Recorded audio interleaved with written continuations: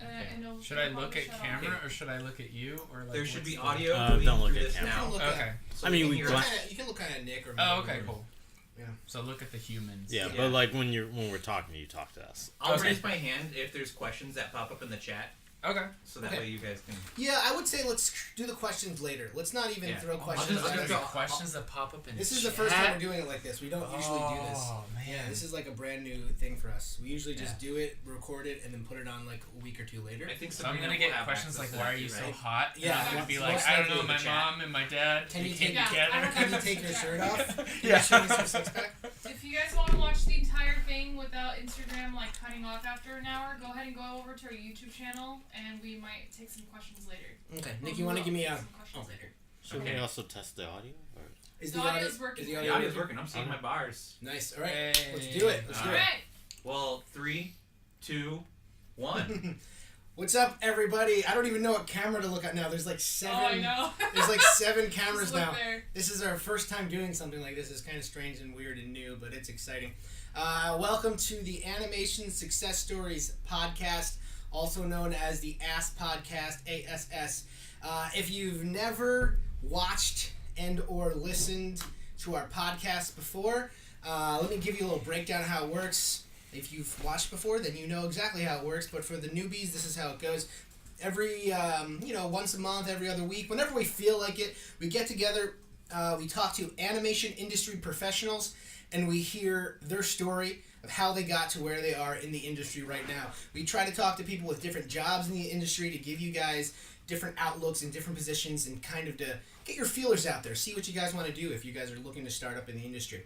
But the best part about the podcast is we hear about the mountains they needed to climb, the rivers they needed to traverse, and we hear about all the shit they needed to trod through in order to get to where they are today in the animation industry.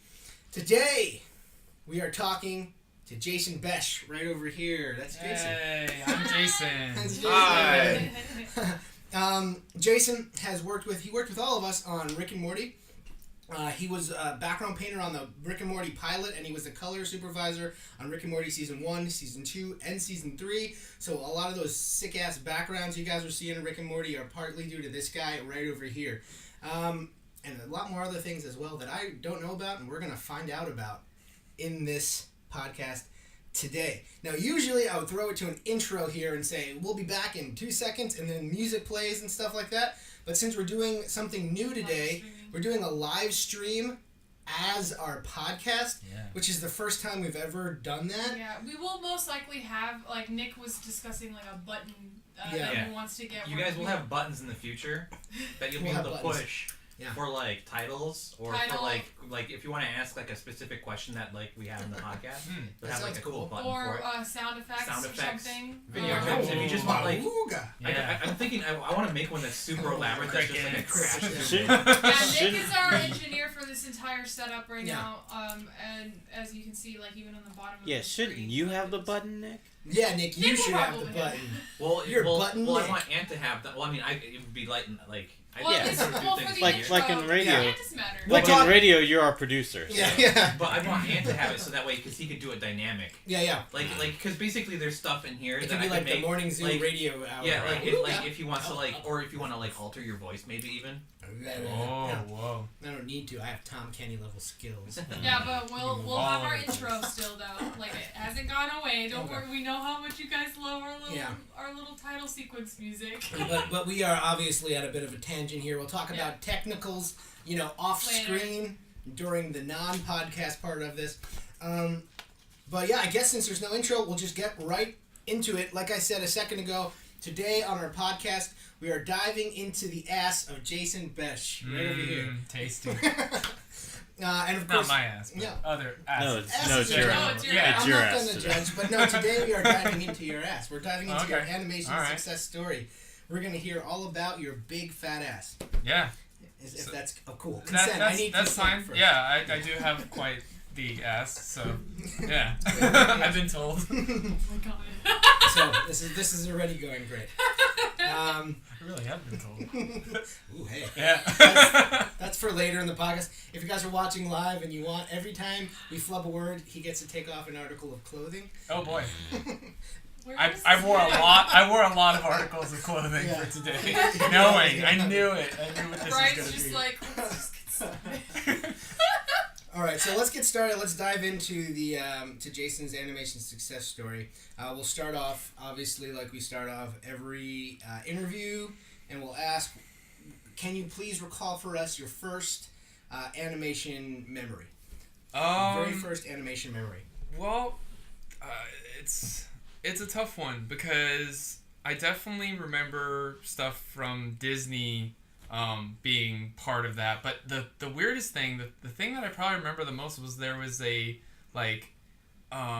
Donald and his progeny, his Huey, Dewey, kids, and Louie. Huey, Dewey, and Louie. Yeah, I couldn't remember what their Not names his were. direct. Well, partner. but they His weren't. nephews. But they Yeah. weren't named in this thing. Yeah. But it was a weird snowball fight, Mhm. and it was a Christmas episode. But I remember him having making a gun out of out of snow, and I vaguely lived on the remember East that. Coast, Yeah. and so we had snow, Mhm. and I just thought that was the coolest thing ever. And he had a battleship, Mhm. and then they would shout at the battleship, Oh, I and then remember it that bit, went yeah. through. I remember Yeah, that one, so it yeah. was really really old, but I cool. think I remember Yeah, that. it was they kept But- escalating. Yeah, they snowball kept fight. escalating. Yeah. It was Yeah. like the Butter Battle book It was, of yeah, Dr. Seuss. for Yeah. sure. And also kind of like that episode of SpongeBob where they had the snowball fight that kept escalating. Yeah, exactly. They probably ripped that right Yeah, out.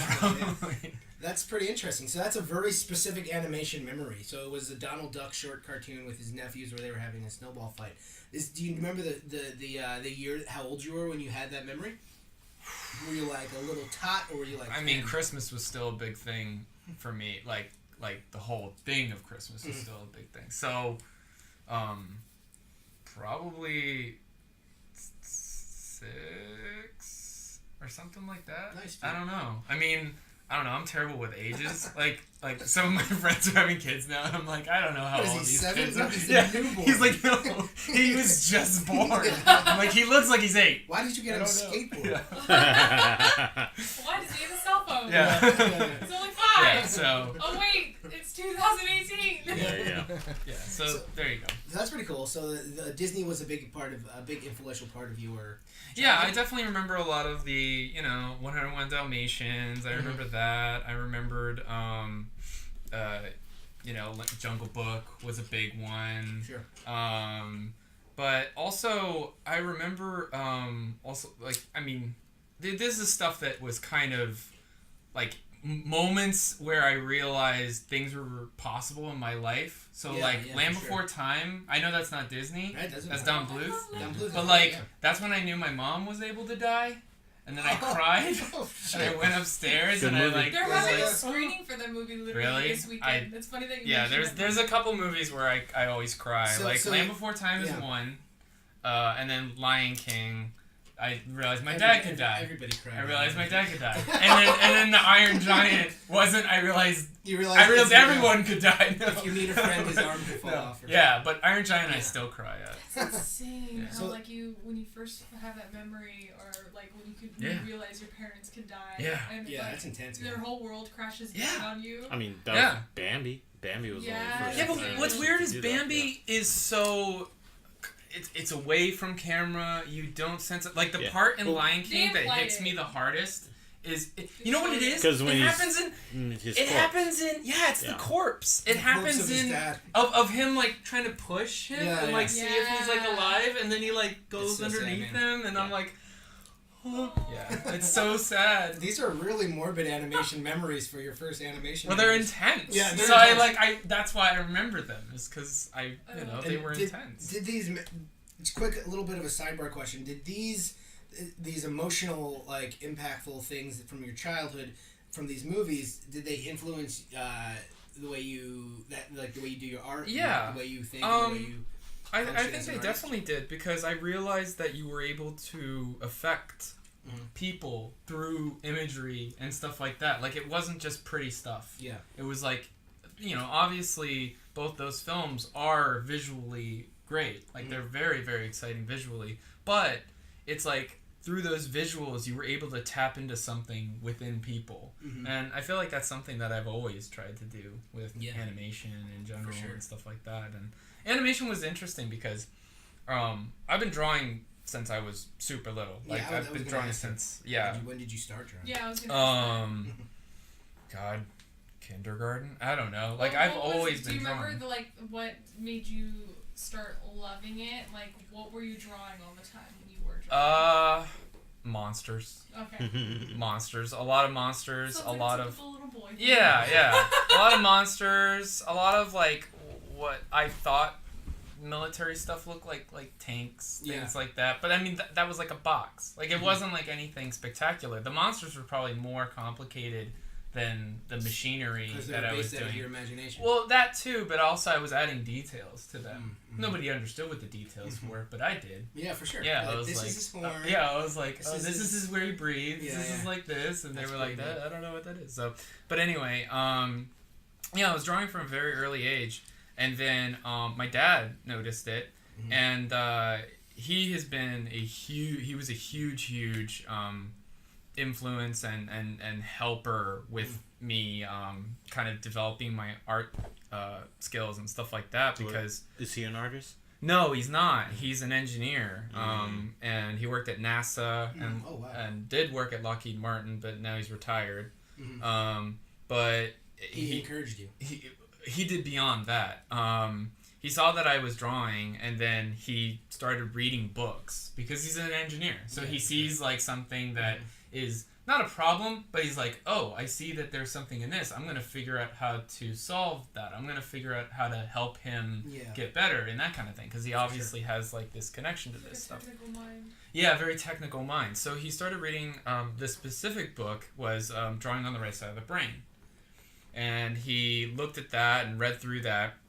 And then what he did is he actually started using connect the dots for me. So basically what he would do... Connect the dots? Yeah, literal connect the dots. So what he would do is he would do a dotted picture, and then I would draw the dots, and then I would notice that it was something, like it was a duck or something like that. Yeah. And so that was at a very, very early age where I started to develop at least my hand-to-eye coordination of where it was like way more specific. Just had to explain. And then he would start to take away the dots. And then I was drawing more of the thing, and then and so it was like this whole like lesson process. This had to explain your character art a lot. Oh yeah. I'm not sure if that's a good or a bad thing. No, it's interesting. But yeah, so psychology. It's a really interesting technique that I've never heard of. Is that something that you've heard done before, or is that? No, I think it was his engineer brain coming up with that and being like, I don't. Smart father. Well, he was like, I don't know how to draw, but I know how to make a picture that kind of looks like something like with dots. Like I kind of know how to do that. Sure. And then I can have him just connect that. And they were very simple. These weren't like complicated things. But instead of having me trace or anything like that, it was me drawing the line. That's gotcha. Yeah. So you were drawing the line, and then the dots were taken away, and you kind of out of muscle memory or remembering how you did it. Or knowing how I did the curves and things like that, and then eventually, just take away all the dots. Wow. And then I was just drawing everything. So. I was drawing Mortal Kombat stuff because that was really big. So I drew a mix of I think it was Scorpion and Sub-Zero because I thought that would have been awesome. I was like, a character like that. So I drew like that, and then also I got into this show called SWAT Cats. Oh, SWAT Cats. And I remember trying to draw that jet so many times. I really got into jets. Were you ever able to pull it off? Kind of. There was one that actually looked good, but the problem is it goes by so fast on screen. Yeah, it's hard to see. And there wasn't any kind of. You couldn't press pause back then. You couldn't press pause back then, so you just had to watch it, and you'd be like, "All right, remember." And then. So that kind of helped your photographic memory. Yeah. And there wasn't internet, so you couldn't actually look up what the SWAT cat what the plane looked like. Yeah, that's an interesting conundrum you were. And mostly at the real life, if a show had merchandising. Yeah. Toy art. Box. No, I bought some of the Mars Attack stuff and things like that. Those, But for video games, I used to go to Blockbuster, and then whenever we really liked a video game, you know how at Blockbuster they came with the game booklets. Yeah. Me and my sister, we would steal those. Oh booklets. yeah. Because you can check. Yeah. Yeah, it was me. and then we would draw because it would have all the art Yeah, in it, and yeah. then we would draw from that. I remember my favorite booklet of that kind of thing was the Ocarina of Time booklet, because it had all the character art in it of each character, and I drew like those guys. I drew Ganondorf a bunch, and then Mega Man was good. Nice. Yeah, so definitely. So when did this your fascination with art and drawing and like copying video game art and like having your dad help you develop your art skills, when did that translate in your mind to I want to do this? This is what I want to do with my life? I think it was always that. As a little kid. I think it was just one of those things where it's like I enjoy doing this, I love doing this, and then I could do this possibly, and like it was a relatively not necessarily smooth transition, because I mean high school was high school. Did you go to like a special art high school? Or no, I didn't. I did take everything I could that was kind of art centric, but not a lot was. Where'd you grow up, Jason? I grew up in Virginia. Virginia. So East Coast. What part of Virginia? Fairfax area. Fairfax, Virginia. So the thing is in Virginia, basically the two kinds of jobs you have there are government or tech.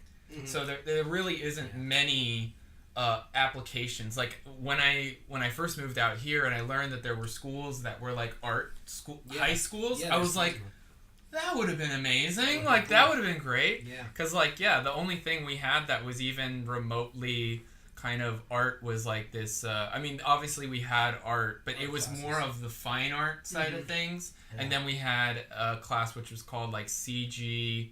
Or was like computer graphics class or something. This is in high school? This was in high school. Public high school. Yeah, public high school. And those were the two classes.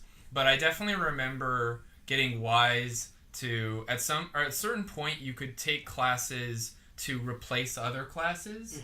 And so in my senior year, I think it was, literally my entire day was dedicated to, because I was able to go to, I could go to any homeroom, and I picked the art room as my homeroom. Yeah. And then I had a free elective, and I picked art for that. Nice. And then I had art. And then the last one was like math. Yeah. So it was literally, I had like a whole day of art. Nice. And then it was math. But that was toward the end of high school. Yeah, when you were like a senior, when you actually had choices. Exactly, when you had choices. And you had already accomplished a lot of what they wanted you to do to be able to say you were a student kind of stuff. When you were like in high school and you were taking these art classes because you knew that was something that you were really geared towards, did you ever think that you wanted to do it as a career, or you just knew you wanted it to? Oh no, I definitely knew that I wanted to do it as a career. And what was your approach after high school for that? So basically I applied to a bunch of different art colleges. I mean, I got into Pratt, I got into a couple of these other more fine art institute type of places, and I think that was the hardest thing, was kind of trying to figure out what I always loved film. Like I always loved motion. Sure. And actually that's what I was kind of going to get into in my earlier days was there was a moment that I realized that I loved the actual movement aspect of it, and then like the actual frames, and like the fact that you were telling a story through frames, and it wasn't enough just to draw a picture. Yeah. It needed to have more to it. When you say the movement, do you mean the actual technical movement of like the frame switching from frame to frame? I mean both. I mean the actual movement of a character. Like motion, so like for instance when I drew motion pictures. Okay. But the thing was like I loved movies, but I was like, okay, well, but I like drawing. And so then the obvious combination of those two is animation. Yeah. So that is when I kind of had this realization that, and my dad had that realization too, where he was like, well, animation is what you want to do then, because that sounds like the combination of both those things. For sure. And so then, I applied to a couple of different schools. I applied to Ringling and you know, the classic animation schools, and then CalArts was definitely one of them. And my dad, I remember him kind of coming in again and saying, but the thing about my dad, which I really, really appreciate, is that he's all about helping but not doing. Like it's not about him doing stuff and then me succeeding. Sure. He's the showman how to fish, not give him how to fish. Yes, very much so. For sure. And so the same thing happened with getting into college. was he said, okay, well, where do you want to go? And I said, I want to go here, here, and here. He's like, okay, well, I looked online, and this is what you got to do. And he was like, you're going to do this. I mean, you don't have to do this, but in order to do what you want to do, you have to do these things. And I was like, okay. And then he was like, it's going to be hard. It's going to be a struggle, but, you know, I'll help you in terms of, you know, kicking your ass, but I'm not going to do it for you. Yeah. Like, not literally. It's like the perfect kind of motivator to have. Yeah. I think, like, everybody wishes they had somebody like that. Yeah, no, I was very, very fortunate. And then my mom was also very supportive, but she was kind of more... What's funny is my mom is, I would say, more traditionally creative than my dad. But also, the other thing I didn't even get into with my dad is, like, he was also helping me create crazy stuff when I was little for, like, Halloween costumes and stuff like that. Like, I literally had, like, a gargoyle costume, because I love gargoyles. But I had a gargoyle costume that he had figured out how to make the wings expand. That's a perfect thing for an engineer. Yeah, exactly. That's the thing. He loved figuring out problems. Yeah. And so I think I definitely get that from him in terms of my work too, where I love solving problems, but I love solving story problems. I love solving issues where how to make someone feel this way, or how to create this type of mood or this type of feeling. Yeah, that translates. Solving problems is something you know well at the Rick and Morty. Yes. lots of situations where problems you didn't even realize arise, and you're like, oh my goodness. Until the day before it airs. Oh, yes, exactly. Oh no. So what school did you end up getting into? Did you say CalArts. already? You got into CalArts. Yes, I got into CalArts. That's where you spent all 4 years? Yes. Awesome. Yeah, and then CalArts in itself was its own kind of testing ground. I mean, they've been notorious for students who basically work themselves to the bone, but also have a lot of passion for it. Like, it's not like they're doing it like slave labor. It's, you know, they do it because they want it to look as good as possible. Yeah, CalArts definitely, out of all the schools that we've talked about on this podcast throughout the the year or so we've been doing it, I feel like CalArts has come up the most as like the school that people either they talk about with a bit of like tongue in cheek, where they're like, oh, everyone wishes I would have gone to CalArts, or like, oh, the perfect place to go is CalArts.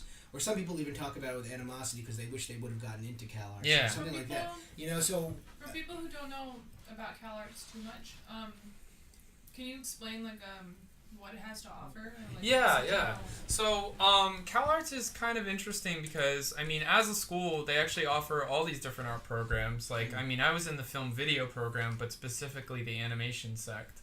So, but they also have, obviously, film video, which is just total film making expertise and stuff like that. But then they also had experimental animation. But then they also had dance. They also had music. And they've definitely started getting more and more... I think it's interesting because they're obviously famous for animation, but I think since then they've really tried to branch out and start to be also very strong in those other areas as well. Like, I know that they just recently... dancers, a lot of them have gotten noticed, and then also they just recently built like a concert area, a hall kind of thing in part of their building. So like... So I think that they're really trying to branch out to these other art aspects. And... which is great. I think that's awesome. I mean, to be honest, what CalArts originally was built for was to train animators for Disney. That's what it was. That's what it was made for. It was made for. Yes. So it was never going to be dude, it was beyond that. It was a training ground for Disney to grab animators from. And CalArts is basically the school Disney built. And it was funded by them. Yeah. And then the even crazier part was, you know how like in Jurassic Park, how like when they are doing the whole like the DNA, Rabo, you know, DNA. And you know when they're in their chairs and they're going around and then they see the scientists doing their thing. Much so, yeah. They had a design to have like a ride or like where people could watch the animators but the students like working on their animation and stuff like that in CalArts. So there was like a track to go around and watch animators So literally there's a design element that still is there in CalArts where the actual animation section of CalArts is all just you can see into it. Oh, is that why it's designed that way? Yeah. Wow, I didn't know that. So that's crazy. So that you're telling me that was for like people that wanted to hire these students to watch them like animals. And it was also Disney. So Disney always had that idea of like kind of wanting to see the process and see the people that were behind it. He kind of treated Disney Studios like that. Yeah, exactly. That's why kind of the notion of like open cubes and animation tables being out in the open was a thing there. But if you've ever gone to CalArts, you'll notice that it's not laid out like a traditional school with like hallways and classrooms or anything like that. It's like literally. The classrooms are all inside one area, but like all the actual work being done is out in the open. Yeah. Weird. Yeah, it's very fascinating. It's really, and there's this big open area space that kind of has like this hallway, and then you can see people walking down inside of it, and you can even see inside of the classrooms. Like none of the classrooms have ceilings. Like they all have exposed like. Yeah, no ceiling. What did you think about the layout? Did you like that layout? Yeah, I liked it because you could watch people. I mean, you could watch people working, but more importantly, it was like the idea of seeing the variety of stuff that was happening. It wasn't necessarily like the spying aspect of it. It was like because like with figure drawing and stuff like that, you could see what they were doing in the figure drawing without necessarily being in the class, but then that would entice you to be like, oh man, that looks like I might want to try that. Class. Yeah. Did you guys have like your own personal like cubicles? Yeah, we did have our own personal cubicles. Well, okay, so the way that works, this is like a trip, like me trying to think of all this stuff again, but basically when you're first year, you have to share a cubicle. I'm pretty sure second year you have to share a cubicle. Once you're in your third and fourth, you can get your own cubicle. Because that's when you start working on your special project. Well, okay, so that's the biggest difference between CalArts and a lot of other animation schools. Sheridan, for instance, the first 3 years of your school, you're helping the seniors. With their projects, so you're learning how to work within a team, and you're learning how to create someone else's vision and someone else's idea. Makes sense. And then at the end, you are the one who's saying, "Hey, this is my vision," and then you're using a team to help you create that. That's why the Sheridan credits are long, for sure, and then the CalArts credits, on the other hand, are normally pretty short, and that's because every year you make your own film. Right. Wow. And so that's the requirement. So you basically do every job yourself. Yes. Or are you required to do that, or do they allow you to go? No, they allow you to grab other animators, but other animators are in the same position as you, so like there was help between animators, but as much as you're like breakneck trying to get your film done, they're also doing the same thing, so they don't have the time to. So what often happened is you would grab from other aspects of the CalArts like thing. So like I remember I used one of the composers I used for one of the shorts that I did. I used him as the composer for the short and that kind of thing. So that was kind of the part of it. I think that is a good system in terms of teaching you how to get better at creating your own IP, your own ideas and stuff, but I don't agree with the idea of never teaching how to work in a team. Yeah, I fully agree with that. Otis is similar to CalArts. Yeah. Like, there was nothing forcing people to work together in projects, and I think that's something schools miss, especially when you're going to work professionally. Yeah, for sure. And in fact, on that note, there was a lot of this feeling of you didn't want to show anybody stuff. Like a lot of students were insanely protective over their work. I mean, like to the point of like locking down their cube so you couldn't, and putting their animation in a lockbox type of stuff, and because they didn't want anybody to see what they were working on until it was finished. Because they didn't want any influence. They didn't. No. Well, I think there was a tiny aspect of the stealing thing, but to be honest, that was what was kind of interesting. Is like you saw themes within every year of what a lot of the films tended to be. I mean, not every film was like that, but there was the year of like like there was a dog in each film, or there was, I don't think that's stealing. I think that just somehow happens. No, I'm not saying that's. It's the zeitgeist. Yeah, I'm not saying that's it's stealing. Like a mass consciousness yeah, thing. Like, exactly. When you spend a long time around people. The same people. But I never really got the idea of stealing. It was more of I don't want anybody else's opinion, and I'm at a point now where you can't take critique because it'll just like. Because it would throw you, and you were too far deep into it that you were like, I can't have somebody saying something good, and me thinking, oh shit, I should have done that. Yeah, and then, for sure. No, that's understandable. So, wow. So there was a lot of that. Did you lock yours in a box? No, I didn't. I didn't. Were you one of those kids? No. Can you tell us about? Well, before I was going to ask you to tell us about your films, but I have actually a question because part of this podcast is we want to educate people that are thinking of coming into the industry. Yeah. And I'm sure a lot of kids out there, a lot of teenagers, a lot of early 20-somethings would love to go to CalArts. Okay. That's always number one dream. Yeah, some of them are probably like applying to them right now.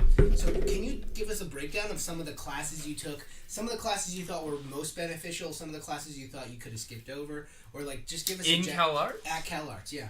Well, you're required to take certain classes just to be called to say that you graduated from an actual college, because it actually is. It should be considered a it's not an undergraduate. It's a what is it called? A conservatory? No. It's where you've already graduated from another college, and then this is a grad school. A grad school.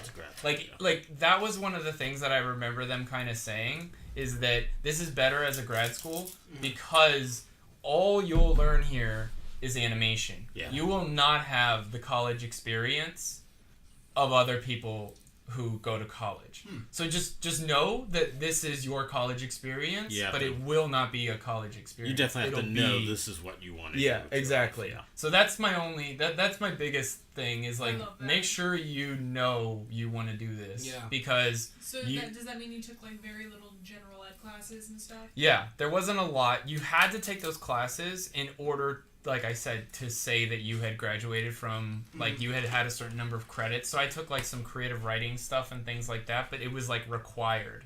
And there were a couple of, like, psych classes I had to take, but it was required. So... That's not the worst thing to take. No. I mean, I tried to take stuff that I still felt like could be applicable. Animation, yeah. Yeah, but to be honest... I don't know. I don't want to say anything too bad, but like a lot of those classes are obviously just a way. Yeah, it's a way for them to say that we gave you the credits, and now don't hassle us anymore about us just teaching you animation. Is it kind of like in high school when they passed the football player in the history class because they want him to play the big game? Yeah, exactly. He did good enough on psych. I just remember there was one psych class where the whole class was debating whether a chair existed. Well, that's psych. Which is psych, I mean. Whether a what? A chair existed. Whether a chair existed. What's that mean? Let's talk about that right now for a little while. It's like Descartes' thing, is if you think, therefore you are kind of thing, but he got really deep into it, where it's like, well, if a chair, do you think a chair exists? It only exists until you sit in it. But a chair doesn't have consciousness. But a chair doesn't have consciousness, so does it truly exist, or are you just imagining that a chair is there? I don't want to get into that, but deeper than shit that I think about. Yeah. So anyway. That was what that was, and it was like in the like it was obvious that this was the secondary stuff. It wasn't as important. But then I also took some filmmaking classes because I did want to get traditional filmmaking. So I did actually a short film that was like that I directed and wrote and everything like that, and that was really great too, because I realized that this is the opportunity for me to explore, and that was something that it was interesting in terms of my path that I took in CalArts was different than a lot of people, because I kind of broke a little bit of the rules. Tell us more. Not a bad boy, but like, naughty. Cause I asked the teachers. It wasn't like I'm doing this and screw all y'all. It was like, hey, I'm thinking about doing this. Is this okay? And they were like, well, yeah. So, you weren't smoking in the bathroom. No. Everybody was smoking in the bathroom. It's an art school. literally. I mean, now it's legal here. So, but like, I remember there was one time where there were a bunch of kids smoking on the lawn, and then a security guard came up, and we were like, "Oh no!" And the security guard was like, "Hey." It's just like, so yeah. So we were just smoking with the security guard. That's CalArts. But anyway. Kids are like, I'm signing up now. Yeah, exactly, right? But you do that, good luck getting in. Yeah. The waiting list on that thing's crazy. Yeah, it's nuts. Yeah. But they are allowing a lot more students in as well, which take it or leave it. I'm kind of on the fence about that because I'm not sure if that's a good thing because then you're not getting that intimacy. Yeah. And it is starting to turn into a little bit more like a traditional college. Yeah, because I remember you don't have that connection with the teachers. I didn't go to CalArts, but I remember your classes being very small. Oh, there were 40 kids. Yeah, that's nobody. And that was a class. Yeah. And like a lecture hall of like it's actually pretty big. Yeah. Oh, well, no. Smaller. I mean, that was a class. That was like a whole... No. I mean, that was our class. Oh, like... Yeah, that's everybody graduating in for that year. Yeah. No. Oh, yeah, sorry. So I don't mean class as in... Yeah. So that was your graduating class. Graduating class of 40 people. How many were in each class that you took? I mean, well, the thing is you had classes that sometimes second years could take classes that, first years could also take. So most classes were around 15 people, 15, 20 people. So, yeah, but then there were also, I mean, obviously your animation classes were designated to your year because, you didn't want to be learning squash and stretch when you were in your senior year. Like, that's a first year thing. For sure. Yeah, so, but anyway, what I was going to say about the whole, my kind of not quite kind of bending the rules a little bit. Let's hear it. Was, so my first year I did a film. And then my second year, I was working on a film, and it wasn't coming together, and it wasn't quite working, and I didn't feel like I had achieved what I had wanted to in the film. And then I asked the teacher, I was like, okay, is it okay if I don't do a film this year, but I do 2 films next year? Oh wow. And they were like, yeah, that's fine. Wow, that's pretty cool. So is that how you broke the rules? That's how I kind of broke the rules. Is like, and then what's funny is other students kind of started to ask me about how that was, like where I didn't do another film for that year. Like I was focusing on that, but then I would do, because basically what happened is one year, I think I had 3 films done. Wow. Yeah. Because I broke. I kind of did it twice. Yeah, I got it. So the first year I did a short film that was called Sticks, and then the second year I was trying to do I did a film that was called Bitter Medicine, and then that was the one that kind of threw me, and then I did another short that was called Boy Hive, which was way more kind of French. Stylistic, where very very quaint, one scene, one shot, and like do 2 characters, very basic. And then Bitter Medicine was far more filmic, which is why I think it took me longer to because it was way more like a live action piece. So were you able to pull off both those films? Yeah, and then I also did another film that was involving, it was all After Effects, but it involved the 3D elements of After Effects, so there were like 3D elements to the film and stuff like that. But yeah, so one year I had like 3 films, and then I also had a live action short that I did. But just to be fair, it's not like the work you were working on got scrapped. No, you didn't. It was like you were just continuing. I was just continuing and going forward. So how many coming out of CalArts? How many films total did you make? 4. 4? Well, 5. 4 animated films and 1 live action film.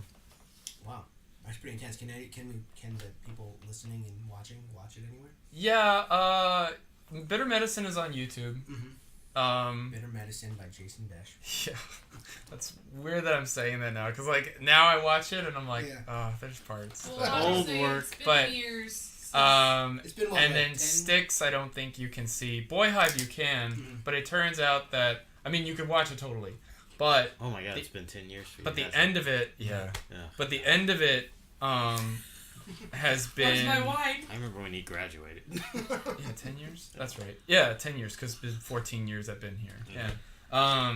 So I found that out recently, and it kind of was like, oh man, yeah. But Boy Hive, just as not a caveat, but like just know that this is at the end. Mm-hmm. So at the end, for some reason, there's like recording of like takes at the end of it. So it just goes to black, and then there's just these recordings. You didn't cut off we didn't cut off the end. So there's a part at the end of of Boy Hive that is basically one of my friends, Phil Vose, who's also in the animation industry. Yeah. And was also co-color coordinator for the third season of Rick and Morty. We're gonna ask you at some point for like all these like for links and stuff to stuff like this. And I mean, if you type in Boy Hive on YouTube, but I can definitely give you guys links and stuff. What was the name of your fourth film? Oh, it's Crossroads. And then that one was pretty deep, but that was a weird one because there's a cutoff point of entering your film into the open show, and your cutoff point of entering your film into the producer's show. The producer's show is basically named very conventionally, where all these different producers or the execs and all these people from CalArts and from Disney, from all these like companies, Cartoon Network, see kids' films, and a lot of times they get grabbed if they're good enough. You were in the same year as Hirsch, right? Yeah. Alex Hirsch. I wasn't in the same year. I was in a year. He's a year over me. Yeah. You're older than you? Yeah. So he was. So when I was in third, he was in fourth. Gotcha. So did that help big time later on, considering the fact that a lot of these people ended up getting their own shows and like for looking for work? Wait. So what part helped? Like knowing these people. Oh yeah, definitely. I mean, Alex Hirsch. I mean, we'll probably get into that, but like he was one of my first gigs. Okay, so let's get kind of transition into that. Into the industry life? Yeah, industry life? Okay. How that happened. Well, before we jump to that, real quick, do you have any like last minute advice for people trying to apply to CalArts right now? Ooh, do you? Yeah, no, that's true. Like I know that everybody kind of says that, and it's easy to say, but to be honest, what they're really looking for is the passion and newness. And the only way to truly achieve newness and passion is just to look inside of yourself and take from what you know and what you've experienced in life.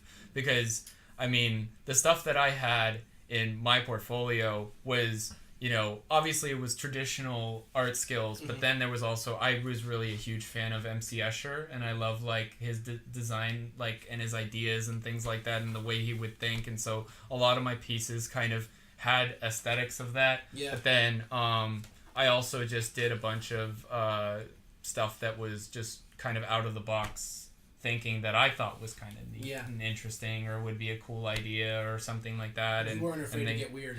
That's the other thing is don't be afraid to do something that's a little bit off or a little strange. And I mean, that'll definitely be, if you get in, it'll be pushed even more because like that's the thing that they look for. They look for somebody who knows how to draw. That was a big one. They're like, we're not a school that teaches you how to draw. We're a school that teaches you how to animate.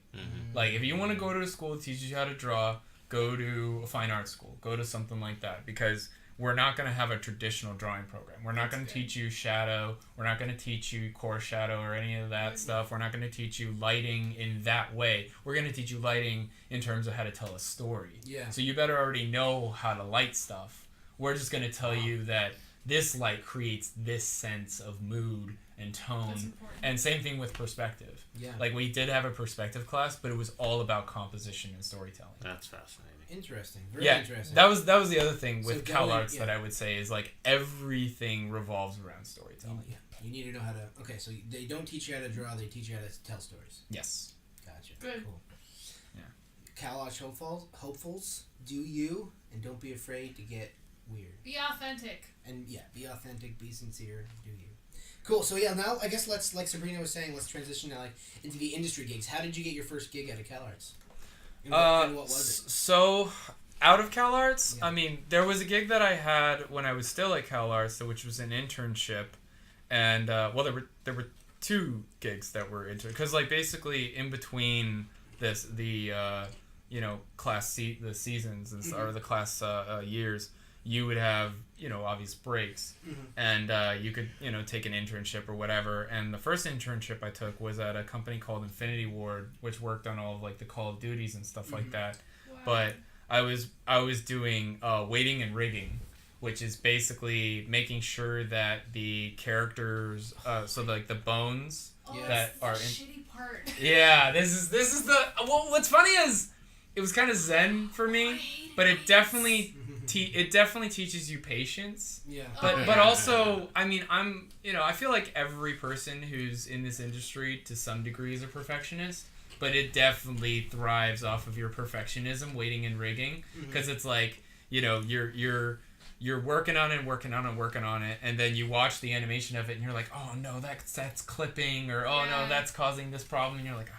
Your father's an engineer too, so I'm pretty sure that kind of... Yeah, it definitely feeds into it. I don't know, what does weighting mean? Like making sure the characters have the right weight to their body? So basically, rigging is just when you are actually rigging the skin to the bones. Oh, okay. But then the weighting is where, say for instance, like my arm here, instead of it just bending and then this not retaining the same thickness, weighting is where it retains the same thickness, and you're actually literally creating it looks like black and white, but what it is it's like where you put the white, that's where it connects more to this bone than this bone, and so then it actually it's really hard to it's a little hard to explain, but basically it's all about the idea of making things look more realistic. And also with cloth, for instance, now there's all these cloth simulation stuff that people are using, and so that's a lot easier, but we didn't have that. We had bones within our cloth, and so we had these guys who were like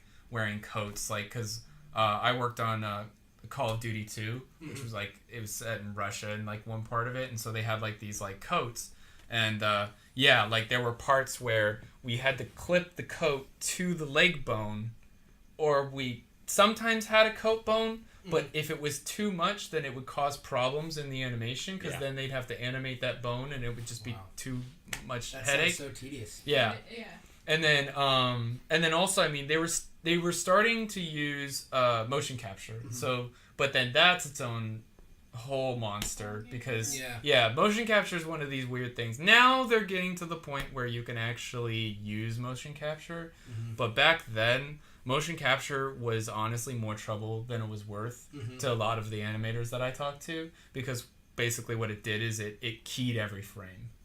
Instead of keying like the way you actually animate, where you have keyframes and then you have in-betweens and stuff like that. This would have every frame keyed. So if they wanted to change something, they would have to adjust every single frame. It's a pain in the butt.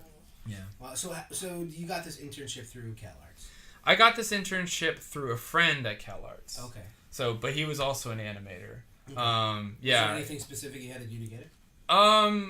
Not really. I mean, just the mere fact that I was in a art school, and then I knew him, and he had already worked there before, so that was a big that was helpful. Gotcha. And he was doing texture mapping on like stuff on the same show, on Call of Duty. The same game. So this was gaming. And so basically I did that, and then what was the other internship? And the other internship was for a studio called Avalanche, which was a part of Buena Vista. Okay. That I think still exists, but they did the Bolt video game, and I designed Bolt being the Disney movie. Bolt being the Disney movie. Yay, Pixar. And no, it's Disney. It was Disney. It was all Disney. Oh, I thought it was. Well, I mean, I know they're like Disney Pixar, but I remember it like being Pixar. Whatever. No. Yeah. I loved Bolt. No, it's Bolt was great. Yeah. Yeah. Bolt had a really good visual quality to it. I mean, I know that they took a lot from Hopper paintings and stuff like that, which had these very flat color, or very shadows were really key, and like the idea of a color representing a actual plane of a building and stuff like that, and being very smartly used colors was a big element of Hopper paintings, where there isn't a lot of texture used. Kind of a minimalist way. It's a very minimalist, but it reads very almost three-dimensional in a lot of ways. And what'd you do on the Bolt video game? So on the Bolt video game, I created concepts for 3D levels and stuff like that. Oh, cool. So that was my... You got to be more creative. Yeah. Well, the start was games. And then after that, after CalArts, I got a job at Jib Jab. Jib Jab. I didn't know you worked for Jib Jab. Yeah, I worked for Jib Jab, but then that's those how are the people I that put started. The faces on the elves. Yeah. That's all. Yeah, they're the ones that put the they have the elf cards, but now they even have on they used Netflix to do more political cartoons. Yeah, they used to do more political cartoons. They're kind of going more into the child or children media type of stuff, which is still really beautiful. There's one animator, I'm trying to remember his first name, but Benson, and he's really, really talented animator, and he was amazing. And when I saw some of the work in CalArts and stuff like that, and he worked there for a little while, did some short animations. There? No, so the way I got the job there is one of my classmates, Ian Worrell, who was the art director. He was the art director for Gravity. Oh, okay, no wonder. Okay. And I mean they've released that they're doing Amphibia, so he's also the art director on Amphibia too. I think I saw some concept art for that. It looks they had like a poster because they had that, and then the Owl House I think was the other one that they had the poster for that they released. And Big City Greens, or is that a different channel? No, that's still Disney. Yeah. It's funny. A couple people from Rick and Morty are on that now. It's a small industry. That's another thing that I'll probably say later. But everybody knows each other. So that was one thing that they told us in school was like, be nice to everybody. Yep. Because you never know who's going to be your boss or who you're going to be. Every episode. Yeah. Unless that person's an extreme asshole, but then. That will get around. But the thing is that will get around, and even if they're an extreme asshole, it doesn't mean you have to be an asshole. Yeah, of course. Just be like, okay, they're an asshole, and then you're done. You don't have to associate with them. You don't have to be friends with the assholes. Yeah. That's the important part of that. Yeah. So But yes, anyway, Jib Jab. I got a job at Jib Jab, and I was doing basically background paint that was kind of photo collaged type of stuff, which was what they were kind of known for and things like that. And I worked there for a little while, and then... Wait, how did you get your job at Jib Jab? You just applied for it? No, I knew Ian Worrell. Oh, you knew Ian. Okay, that's where it came from. Because he was in my class, and he was the art director. He was the art director on that. Gravity Falls of now Jib Jab. Yeah. He's the art director at Jib Jab. At Jib Jab. Jib Jab first, then okay, gotcha.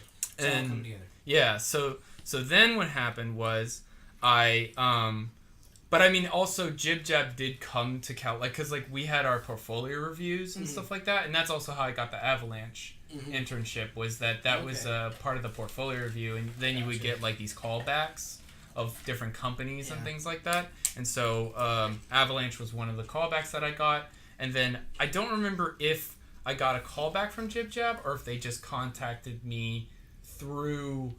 Just email, and they just were like, hey, we'd like you to come in and just have an interview and stuff, and Ian says that he likes you and that kind of thing. Was that your first professional job doing background painting? Yeah. Because that's kind of where you ended. I mean, background painting, yeah. Because I was doing concept work, which for level design, which is kind of like background painting, except for the fact that you were having to draw something from more of the perspective of having modelers actually model it versus the background painting was purely just making sure it looks pretty background in the background. For sure. But Jib Jab, you said, was more like photo bashing kind of. So Jib Jab was much more photo bashing, and actually I'm trying to remember now. I feel like I might have had a break in Jib Jab where I left and then I came back, but anyway. Basically, I was at Jib Jab for a while, and then... How long was a while? 3 years? Yeah, 2 years, 2.5, I think. Okay. And then basically what happened was, now this is not trying to promote going to parties. Yeah. But go get drunk, kids. But I definitely say go to parties. Yeah. No, I mean go to parties because they're fun. Right. But also you bond with people. And it's how you bond with people and that kind of thing. But the thing that what happened was I went to a party because I was just like, I haven't seen, like, I turned into a recluse very easily. Oh, yeah. A lot of the animators that came out of CalArts, they tend to have that ability to be able to reclusive ability. Yeah. I think it's partly what makes them who they are and successful as well in what they do. But yeah, so I remember being invited to this party, and or going to it, and there were several people that I knew there, and Alex was one of them. Alex Hirsch. And basically, I remember him. We were all drinking, whatnot, and I just remember there was one moment where he was like, "Hey, Jason, wait, you I'm looking for a position for this job. You worked at Jib Jab, right?" And I was like, "Yeah." And he's like, "Oh man, hey, send me some stuff. Send me some things." He's like, "I'm gonna send you things," and then that kind of Alex stuff. Yeah.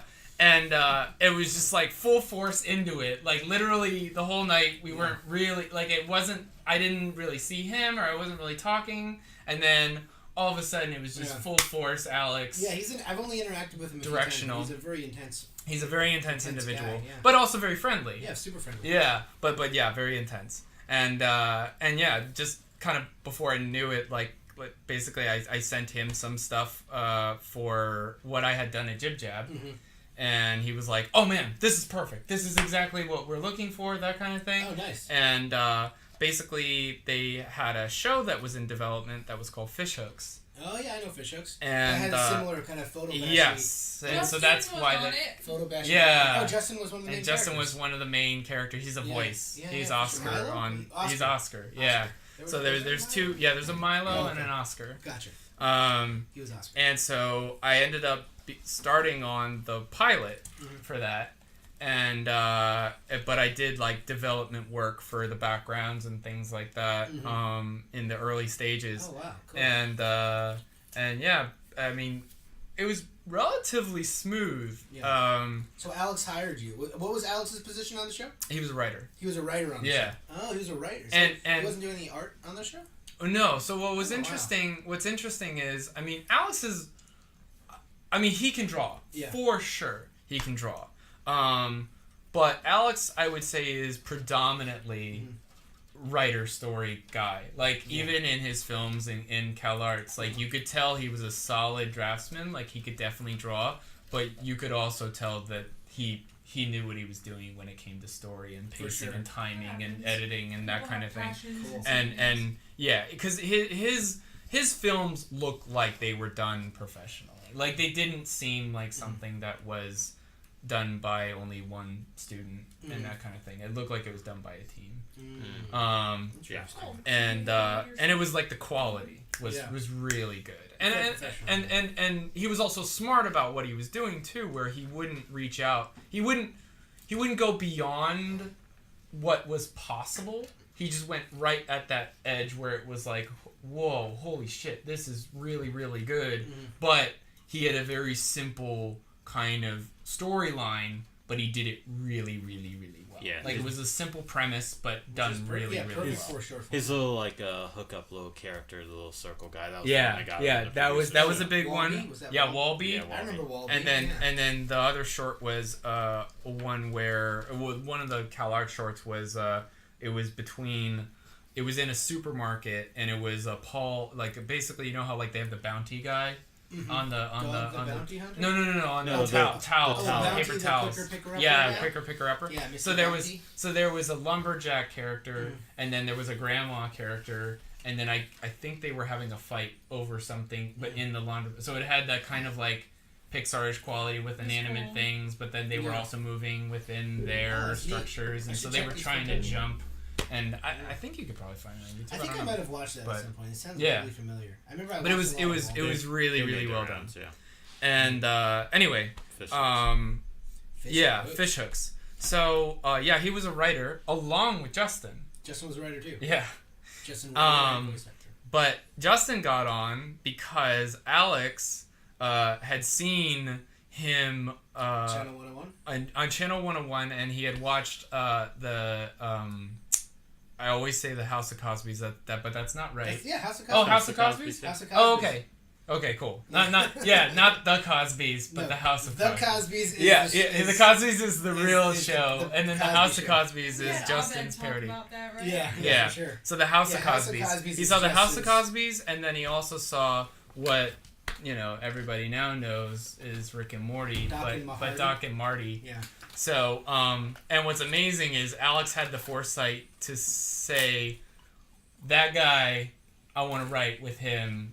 I want to be. I want to work alongside him. That kind of goes back to what we were saying about being new and don't be afraid to be strange and weird. Yeah. Because Justin's stuff was definitely something very out there. No one really saw his style of like improv. Felt like improv, and it felt weird. But here's the thing that I think is really interesting within the industry is just because you're really good at one thing doesn't mean that can't be applied to something else that is pretty different. So for instance, some of the cleverest stuff I would say on fish hooks is Justin's doing. Like there's a male seahorse that's pregnant. Like in the show. And so he's like kind of like upset and irritable and he's pregnant. But that's the real thing in seahorses. Yeah, is where male seahorses are pregnant. Actually get pregnant. So but it's like, Justin, you wouldn't, by watching those shorts, you wouldn't automatically think, oh, he's gonna work really well with Disney. Yeah. But that's what Alex saw. He saw that he was a little bit edgy, and he saw that he could kind of push the boundaries a little bit, but he also saw that he was a good storyteller, and he had really good timing, and he knew what he was doing, and even though the drawing skills were very Justin, there's no other explanation of drawing skills for Justin. It's Justin. It's they're not bad because. You understand what they are, and they're charming too. And they're a little upsetting always. Usually, yeah. But they have a charming nature to them. Yeah, so that's interesting. So Alex helped Justin kind of break into the industry then, like into that. He was on Channel 101 and right. all that, but was that his first professional animation? I would say that was his first professional, probably animation thing. I mean, I don't want to speak out of turn. Maybe he had something before that, but on Flapjack at all, right? On Flapjack? No, I don't think so. Okay, because I just remember Alex saying like, "Hey, he was really excited that they got Justin," and then he showed me the stuff that Justin had done. Like the unmarketable. Yeah, the unmarketable stuff, and I was like, "Oh my god, this is gonna be amazing!" Because that's the thing that you kind of when you come from CalArts, a lot of the people are all about kind of seeing what will happen if like you kind of push boundaries and try to change things. So I was really excited when I saw that. I was like, oh, this is gonna be a hoot. Yeah. Like this is gonna be amazing to bring this guy on into the Disney realm. Yeah, for sure. That's pretty cool. So you got to work with Alex and Justin on fish hooks. How long were you on fish hooks? I was on fish hooks from the pilot and then for all 3 seasons. All 3 seasons, yeah. Oh, sick, man. So you were on pretty much everything. Yeah, so once the show actually started, I continued being like a background painter, but it still had the same kind of photo collaged aspect to it, but I think and the art director was Lynn Naylor, who she was great. She's a really talented individual, and worked on like Batman, the animated series, and she did some character designs for that. And she also worked on Ren and Stimpy, I'm pretty sure, and stuff. Wow. And so she's been in the industry. She's a big fish. Shit, and that was really great. She was super nice. Did you learn a lot from her? Yeah. I think I learned kind of the positions of an art director and understanding like the ins and outs of that, like a little bit of a taste of it, because she was very friendly. So she was very open about how she was feeling and that kind of thing. And so I got to see the ins and outs of it, which was nice. Because, sometimes art directors are very shut off. Oh, for sure. And, they don't really reveal themselves at all. But she's a very, very connecting person when you talk to her. Amiable and open. Yeah. And she's also got, this high-pitched voice, which is really, endearing. It's like, hey Jason, hey, how's it going? Yeah, so Good impression. Yeah, you have to look her up and replay that footage of you next to her. Yeah, no, she has a very high pitched voice, which a lot of people mention, and it's great because she's also a very, she worked on Ren and Stimpy, so she's got an edge to. Well, she's also got an edge to her, which is what's funny is you hear this hey, Jason, and then she says something where you're deceiving. Oh my God, Lynn, that's a little much. So that was good. So you transitioned from Fishhooks.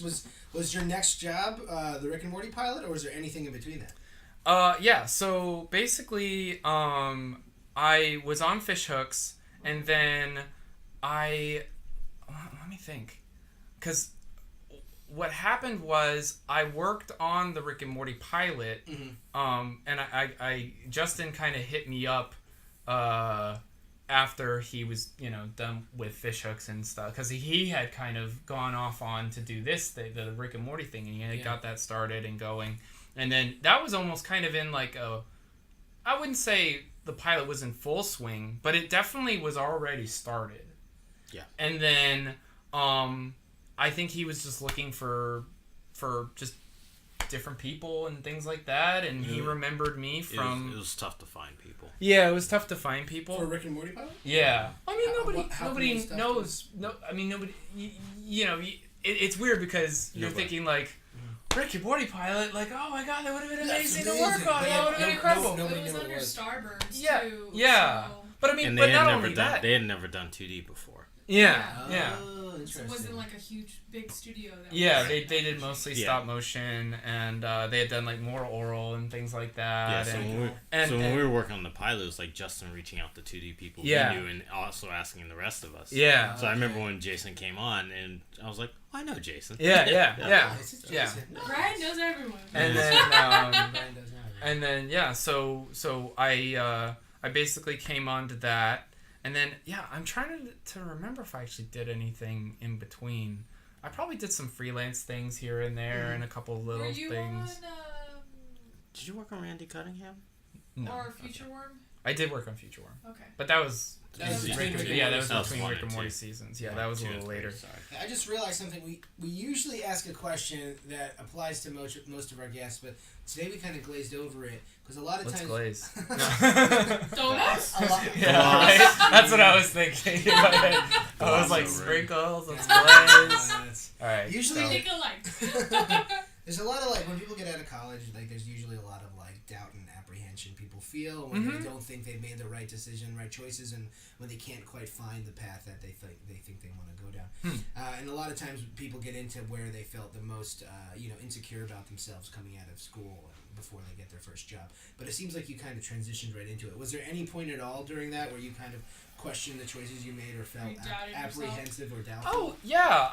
There were plenty of times where, the biggest thing was doubting your idea for your film. Because you see other kids who are doing these amazing films, and you're like, oh man, that's incredible. Yeah. And you're like, I don't know if mine's that good in comparison to that. And so there was a lot of that natural competitiveness and but healthy to some degree. For sure. Obviously, at points it was unhealthy, where for me, I kind of always been this person where it's I think it's good to think about your ideas, but I always fall back on why I did them why I decided to start doing it in the first place. And I'm there's gotta be a reason for why I wanted to do this. And so I always try to have something there at the beginning, and then I always kind of go back to that. So that's important. Yeah, so with a lot of my short films, there was something I was wanting to say and something I was wanting to create. And then every time I ever thought, oh man, I don't know if this is good enough. And I was like, well, am I still doing that creative thing? Like if I don't do that, am I still creating this? Am I still doing that? And when I did that, I found myself being able to be confident again about it. Okay. Like it was the idea of where not losing track of where you were trying to go in the first place, and if you look at what you were doing at that point, and it didn't fit in line with what originally you were trying to go for, then I would say that's where most people I think get tripped up. It's also when it becomes a thing where like you start getting this feeling of like, oh, you kind of want to like please, you know, other people with what you're making, versus like in the very beginning, it's only all about like you know you pleasing yourself. Yeah. And like you're inspired and you're just doing it because you fucking love it. Right. But I would say the biggest thing that I've definitely found in CalArts and in the industry in general is that one of the things that is kind of interesting is the fact that the more specific you make something, the more personal you make something, the more connected you make it to you, the more it reaches more people. Yeah. And you wouldn't think it would be the case. You would think if you were broader spectrum that it would reach more people. Yep. And that's not the case. In fact, it doesn't connect to anybody. Well, not only that, there's when you have that much detail and that much information and that many things that kind of connect to you and connect to that aspect, there's more parts that people can grab onto versus and relate to. Well, and also as you were saying, it's like the whole creative and saying something. If you're too broad, you're not saying anything. Exactly Yeah, that's a really good point. So that's why being authentic is important. Exactly. So that's why I said that from the get-go, is like, you know, and plus it's also, you know, I don't want to speak out of turn, but it's also kind of the easiest. Like it's speak from your soul. As cliche as that sounds. As cliche as that sounds, but it's like, you know, instead of trying to speak from the soul of somebody else, which that's really hard to do. I mean, I've been in that position, but that's when you have to talk to that person a lot, and you really have to get into the internal struggle of what they've been through, and then you can start to. But even then, you're kind of connecting what they went through with what you went through. It's always through you filter. It's the human condition. So obviously everything you see is through your own perception. So it's, I guess what you're saying is when you connect it to yourself very personally, people obviously have gone, whether it's exactly the same or similar of situations that you've gone through. So there's a certain catharsis to watching people's, you know, getting their own kind of pain and suffering out is one way to think of it. Yeah, very much so. Going through I mean, to me, I think that filmmaking in general and storytelling in general is a very cathartic experience, and as I get older, it's only getting more that way. Where the more I dive into those things that I'm worried about or I'm concerned about or that I see on a day-to-day basis, and I'm like, oh man, this is happening, or that kind of thing, and like, and especially in this climate, like, I find that stuff to be like so they're the fuel for the work that you do, for sure. And the idea of trying to ignore all that and just saying like, oh, I'm gonna do something completely different, it's like, that's the most ridiculous thing I've ever heard. It's gonna come off phony. It's gonna come off phony. If that's what you're trying to do, you're trying to do something completely different, it'll always come off phony. That's really good advice. In general, I think not just for animation, but for all art. And, you know, pretty much everything. Music, you know, movies, everything. You know, really, you have to come from a personal place first before you can kind of spread the tentacles out. Yeah, exactly. And but like I said, I mean, there are also times where you have to speak from the point of view of somebody else, and you have to kind of use their stuff, but you know, like we also said, it goes through your own filter. Like, you're still using that aspect of it. For sure. All right, so let me see. I just want to see how long we've been going. We've gone about an hour, so I would say that's not bad. We've been trying to keep it an hour, but usually we go an hour and a half, so it's not that big of a deal. So we were saying before, we kind of got off tangent about like, you know, the feelings of insecurity and doubt and stuff, but I want to jump back to your industry life. So you were on all 3 seasons of Fish Hooks. Fish Hooks finished up. Can I just say one more thing? Go for it. So the only other thing I would say in terms of at least what I did during CalArts is and the thing specifically that I remember was when I did the live action stuff was one was the opportunity to be able to do it, but then two was seeing if I could. The live action thing? Yeah, the live action thing. Pushing a different direction. I was pushing in a different direction, but that was also a hugely driving force for me. Was I just want to see if I can even do it. Like, so it was less about the idea of making something that is really profound or something really amazing or anything like that. It was like, can I create something in live action and actually tell a story and actually have it connect and actually have it work? Yeah. And that was something that I definitely noticed the most when it came to the live action aspect, because like you said, it was a little bit of a departure. For sure. Yeah, and you're stepping out of your comfort zone in a way. Yeah. So did you accomplish? Do you think you accomplished what you wanted to with your live action? Yeah, I think I definitely did. I mean, there's obviously parts that I feel like could have had a bigger budget. Yeah. You know what I mean? Like there was no budget basically, but like. Yeah, there's aspects where I wish things looked a little bit better because I had some effects things that were in it. But to be honest, the whole film was a testing ground. Like it was like I had always wanted to do some effects stuff, so I had like a creature in it, and then I also was like I'm a big advocate of like I've never done that. Oh, that's exciting. You know? Yeah. So one of the big things that I remember in that was like I had to create I had a sculpting class that I was taking, which was done by John Mahoney, and so you would sculpt. You would literally do a actual sculpture of some idea that you had, a creature or a character or something like that. So I had taken a couple of those, and then so I kind of knew elements of that, and so I used those and applied those to the live action aspect. And then I went to the experimental program people and I said, hey, because I knew that they were doing stop motion and they were working in that kind of thing. And I was like, how do you guys create like molds for like your puppets and things like that? And then they showed me how to do molds. And so then I created an actual silicone mold of like the little creature and stuff. And then I stuck a wire through it.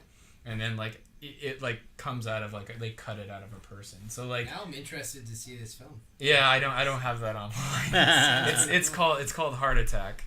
But send me a private link. yeah. No, I'll definitely.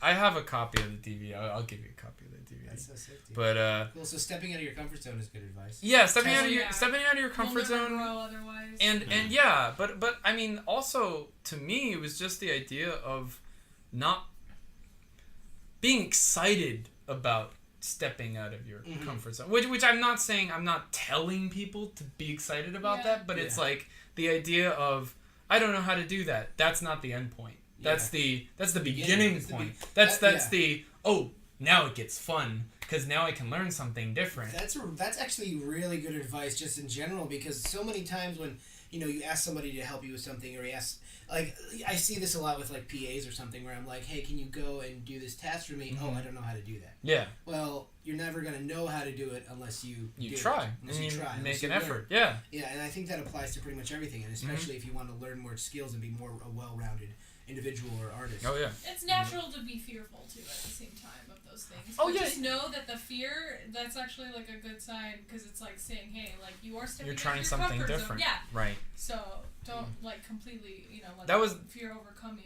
Yeah, that was actually one of my biggest advices that was given to me during CalArts was basically the idea of figure drawing was like a big thing in our school, but there was kind of this separation of figure drawing being more traditional and figure drawing being more exaggerated and pushed and creating a story and figure drawing and stuff like that. So a lot of CalArts figure drawing kind of looks very different than other figure drawing classes. And pushing the shapes or something? Pushing the shapes, pushing the poses, pushing the forms. Okay. And yeah, and then also like we would do a lot of costumes, which there was figure drawing in a lot of costumes, but the big thing was like incorporating, adding to costumes. So it wasn't just like, oh, this guy had boxing gloves, like it was like you even had like a projection of like, a crocodile, and then you make the person into like a crocodile boxer or something like that. Okay. Like it was like the combining of things together. So, I mean, I'm not saying that's like,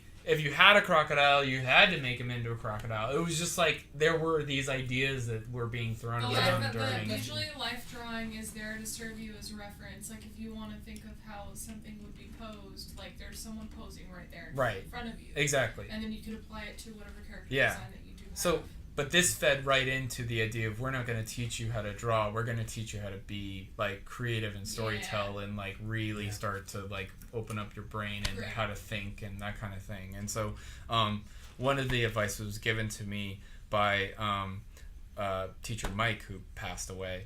What? Corny.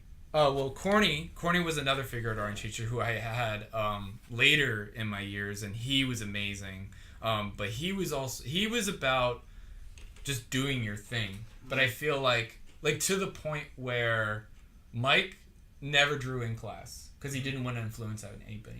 That's so important.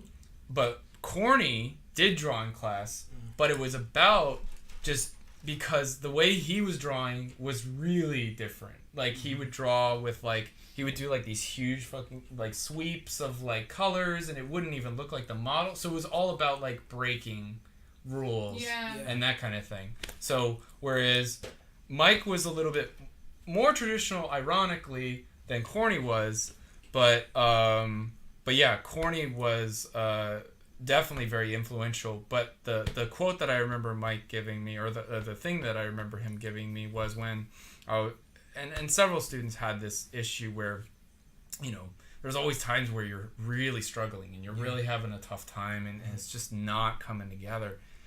And you're just sitting there and you're just beating your head against the wall. And I remember he said this. He said that he comes down and he's like, you're working on something there.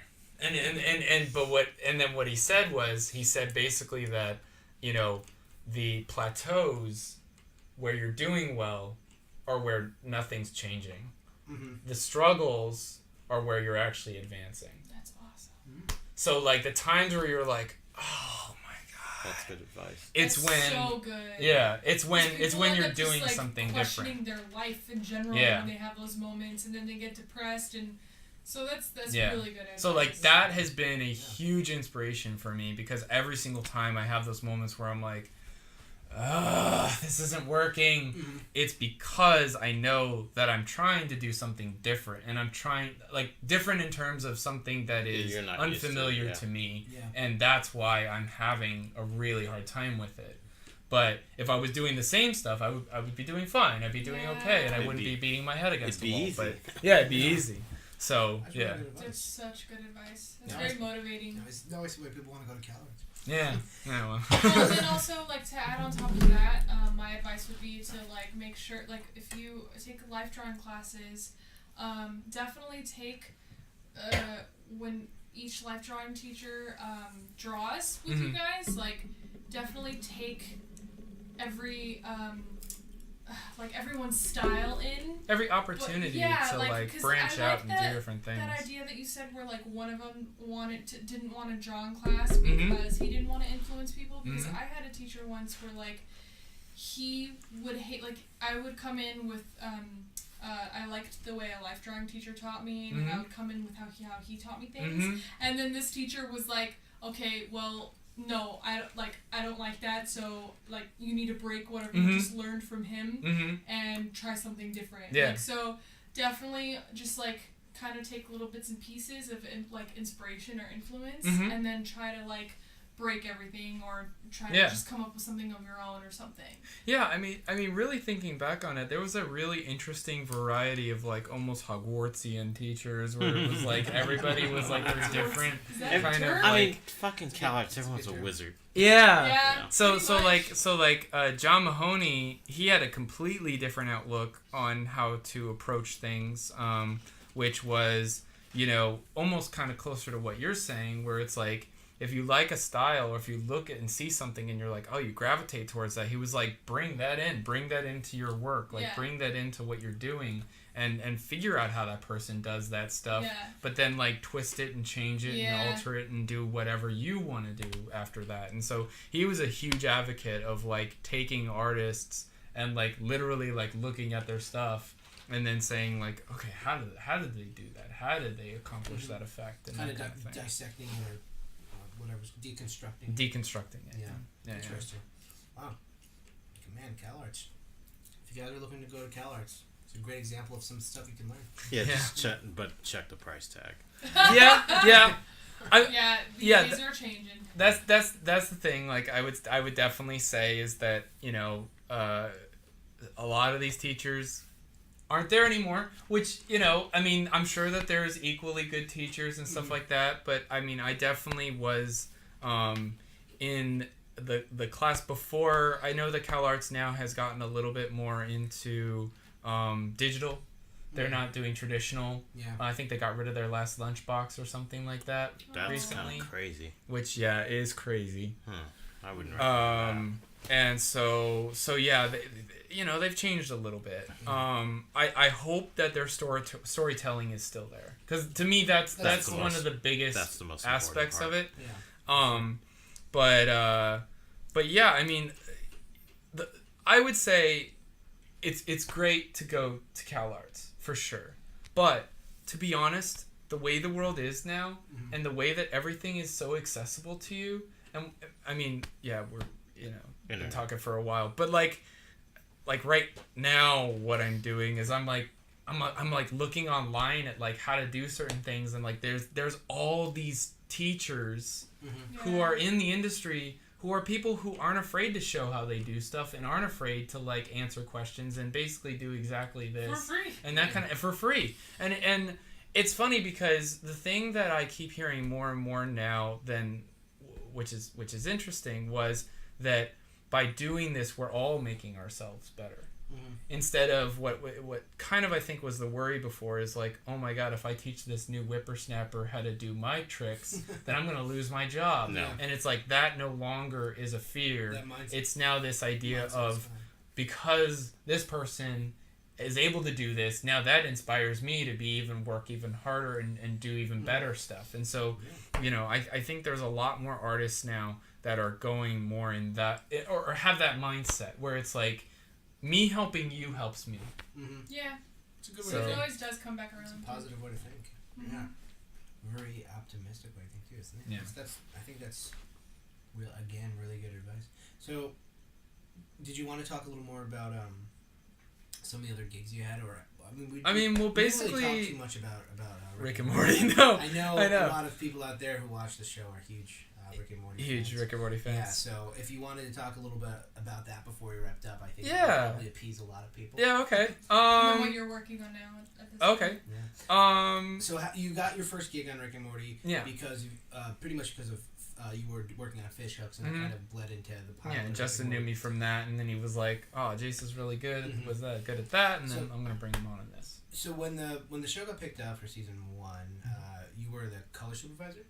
Yeah. Okay, so as a color supervisor, can you kind of tell people who aren't so familiar with that position what you did? I mean, yeah, it's kind of a actually strange position even within the industry. I don't think a lot of even industry professionals necessarily have color supervisors a lot of the time. Yeah, Rick and Morty's kind of an odd case. A color supervisor basically is in charge of all the color within an episode, and that includes background, character effects, props, and you know, basically everything that's on screen color wise.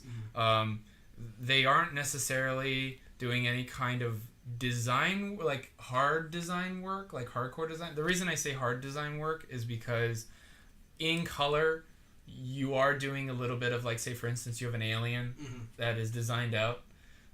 There's a really good chance you might be doing spots, or you might design like how their like skin kind of like structure kind of looks a little bit and things like that, or like adding things. Yeah, maybe, you know, they might not have gills, but oh man, it'd be really cool if they had gills. So you draw like little gill color or things if it's on like it. a robot thing, how it glows. Exactly, how it glows, things like that. So, and even like certain readouts. So for instance, like on a robot, you know, if they have like a panel on their arm, well, it's going to look really weird to just have a block of color as a panel. You might put a little symbol on there. or something like that. So there's that kind of, I would say, light design, like, you know, not the hardcore design aspect, but still very important to creating a really living, breathing thing. I mean, but to be honest, the reason that I think it's really necessary is because in black and white, you are, you know, obviously they could put the spots on in black and white, but the problem is it might get way too line heavy. It might be super complicated and all this stuff. So it's almost like you kind of need to have that little bit of separation between what the design looks like in black and white and what it looks like in color. Yeah, for sure. Everybody kind of takes it to the next level. Yeah, exactly.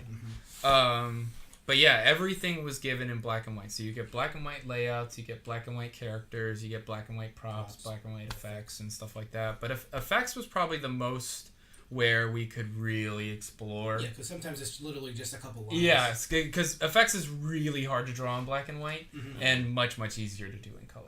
For sure, yeah. So an explosion would just be some... It might be just some smoke, but then you could really add, like, you know, lightning, if there was, like, you know, if it was a lightning explosion, like an Alien, where it's like, and it, like, has, like, the... So as a color supervisor, all of these designs came to you in black and white, and did you distribute them to your color team? Did you have a core color team that you kind of assigned it out? Yes, so... you guys do the props, you guys do the background, right. you guys do the characters. So the characters, props, and effects was all done by what we call color key people.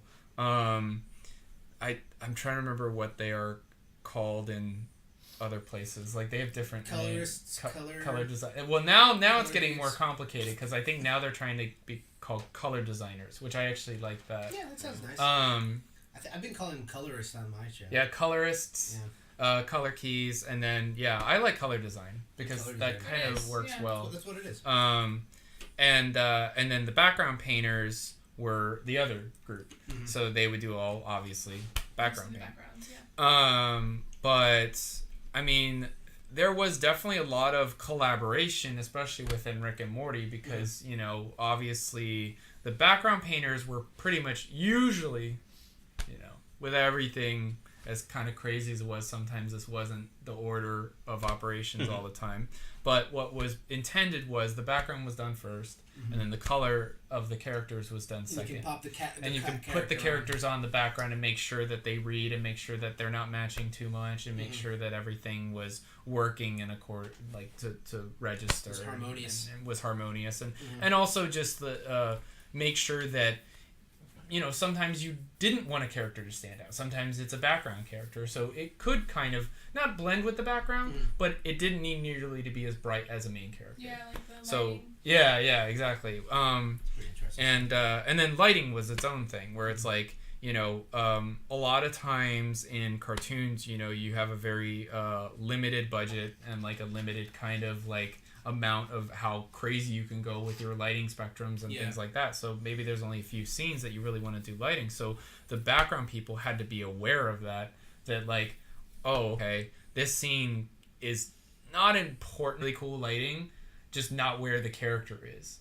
So like, say for instance, what's behind them, there could be shafts of light and things like that, but right where they are, they can't have the shafts of light coming in, because then you'd have to recolor it, or you would have half of the character rim lighting, or half of the character would be in light and the other half wouldn't, and that kind of thing. It gets really complicated to track as well. It gets very complicated to track. Which is good advice for people who take tests, by the way. Yeah. For animation. And yeah, I mean, and then there was also like the tricks of like just having one of the biggest pieces of advice. I mean, this also goes into background design as well, but a background should look like it's missing something, because it is. It's missing the characters. It's missing the characters. Look at Ed. That's really good advice. Yeah. I put the pieces together. He's like, Ed. Wait a second. Carry the 5. And I'm like John Nash. Yeah. Because I think a lot of people, they're really trying to make a really pretty picture when it comes to backgrounds, and it's like, yes, it should be pretty, it should look good, but it should also serve the purpose of what it is, which is a background, and the characters are supposed to be the focus, unless It's establishing shot. Unless it's an establishing shot. In which case, then the background is the character at that point. Yep. That's actually really good advice for artists out there. We're getting all different ends of the spectrum. There's difference between backgrounds and like actual like illustration. Yeah. For sure. Yeah. For sure. Definitely. Yeah. So did you need to approve as a supervisor? Did you need to approve all the pieces before it was passed to the art director? Yes. I had to approve all the color before it went to James McDermott and then Jeff for the third season. Mm-hmm. So basically. Everything would kind of have to go through me, and sometimes there would be more adjustments than there would at other times, and I mean, the thing I learned the most, I think, when I was, going through color supervising was definitely the idea of, okay, like, if something was wrong or if something didn't feel right, is it better for me to do it myself, or is it better for me to have a teaching moment, or is it I should have a teaching moment, but you know what? We don't have the time. Yeah. Like, this needs to get done. This needs to be out tonight. And so, I mean, it's stressful, but at the same time, it's the same thing as like, it was a learning process. It was this idea of learning how to I recognize designate. This is an actual like common problem in leadership, because when you have that leadership role, it is sometimes important to have teaching moments so that you can delegate more work and depend on your team to actually do this in the future. Exactly. And then at some point, like when you're not doing that, you're actually building up more work on yourself. Mm-hmm. Oh yeah. And then you can obviously trust the people you're teaching. It kind of comes back to what your dad did to you as a kid. Mm-hmm. Your dad taught you how to do the things. He didn't do the things for you. Right. So it kind of all comes full circle with what you're doing now as what we're doing as a supervisor. But are you in that? You're obviously Rick and Morty is season 3 wrapped up a while back, and I hear you're potentially moving on to some not cooler, but some also equally as cool. Stuff. Well, is this what you're doing right now, or like what were you doing after Rick and Morty season 3? Well, yeah, what were you doing after Rick and Morty season 3? So actually, after Rick and Morty season 3, I did some freelance work. I worked on a little bit of and in between Rick and Morty, I worked on Future Worm, and I worked on a show called Pickle and Peanut as well. Pickle and Peanut. You also went back in the games. And that. Yeah, and that was because I knew Phil Vos, who was who I mentioned before, but he was my color supervisor season 3. Yeah. But he was the art director on Pickle and Peanut. Okay. So I knew him from that, but I also knew him from CalArts, and I knew him from CISA, by the way. So CISA, I don't even know if they have this anymore. I hope that they do. I totally forgot to mention this. But CISA is basically a program for high school students that was set up for CalArts to basically kind of give you a little bit of taste of what the animation aspects are and everything like that. I think we heard about that from somebody on this. Yeah, I think somebody else gave that. I've also probably mentioned it before. Okay. Yeah, I do remember hearing that before. Yeah. So I would definitely, if you can get into that, if it still exists, I don't know, but if you can get into that, that's extremely helpful and very, very, because I mean, literally, you are working at the school too. So the school wasn't nearly as alien. It was familiar. Sure. It's a great opportunity. Okay. Cool. So what after Rick and Morty 3 wrapped, you said you were doing some freelance stuff? Yeah, so I was doing a couple freelance things. I was kind of just getting work here and there for a couple of like games, like small independent things and stuff like that. And did you apply to these things, or did I just applied to them on like different sites and stuff like that. But to be honest, I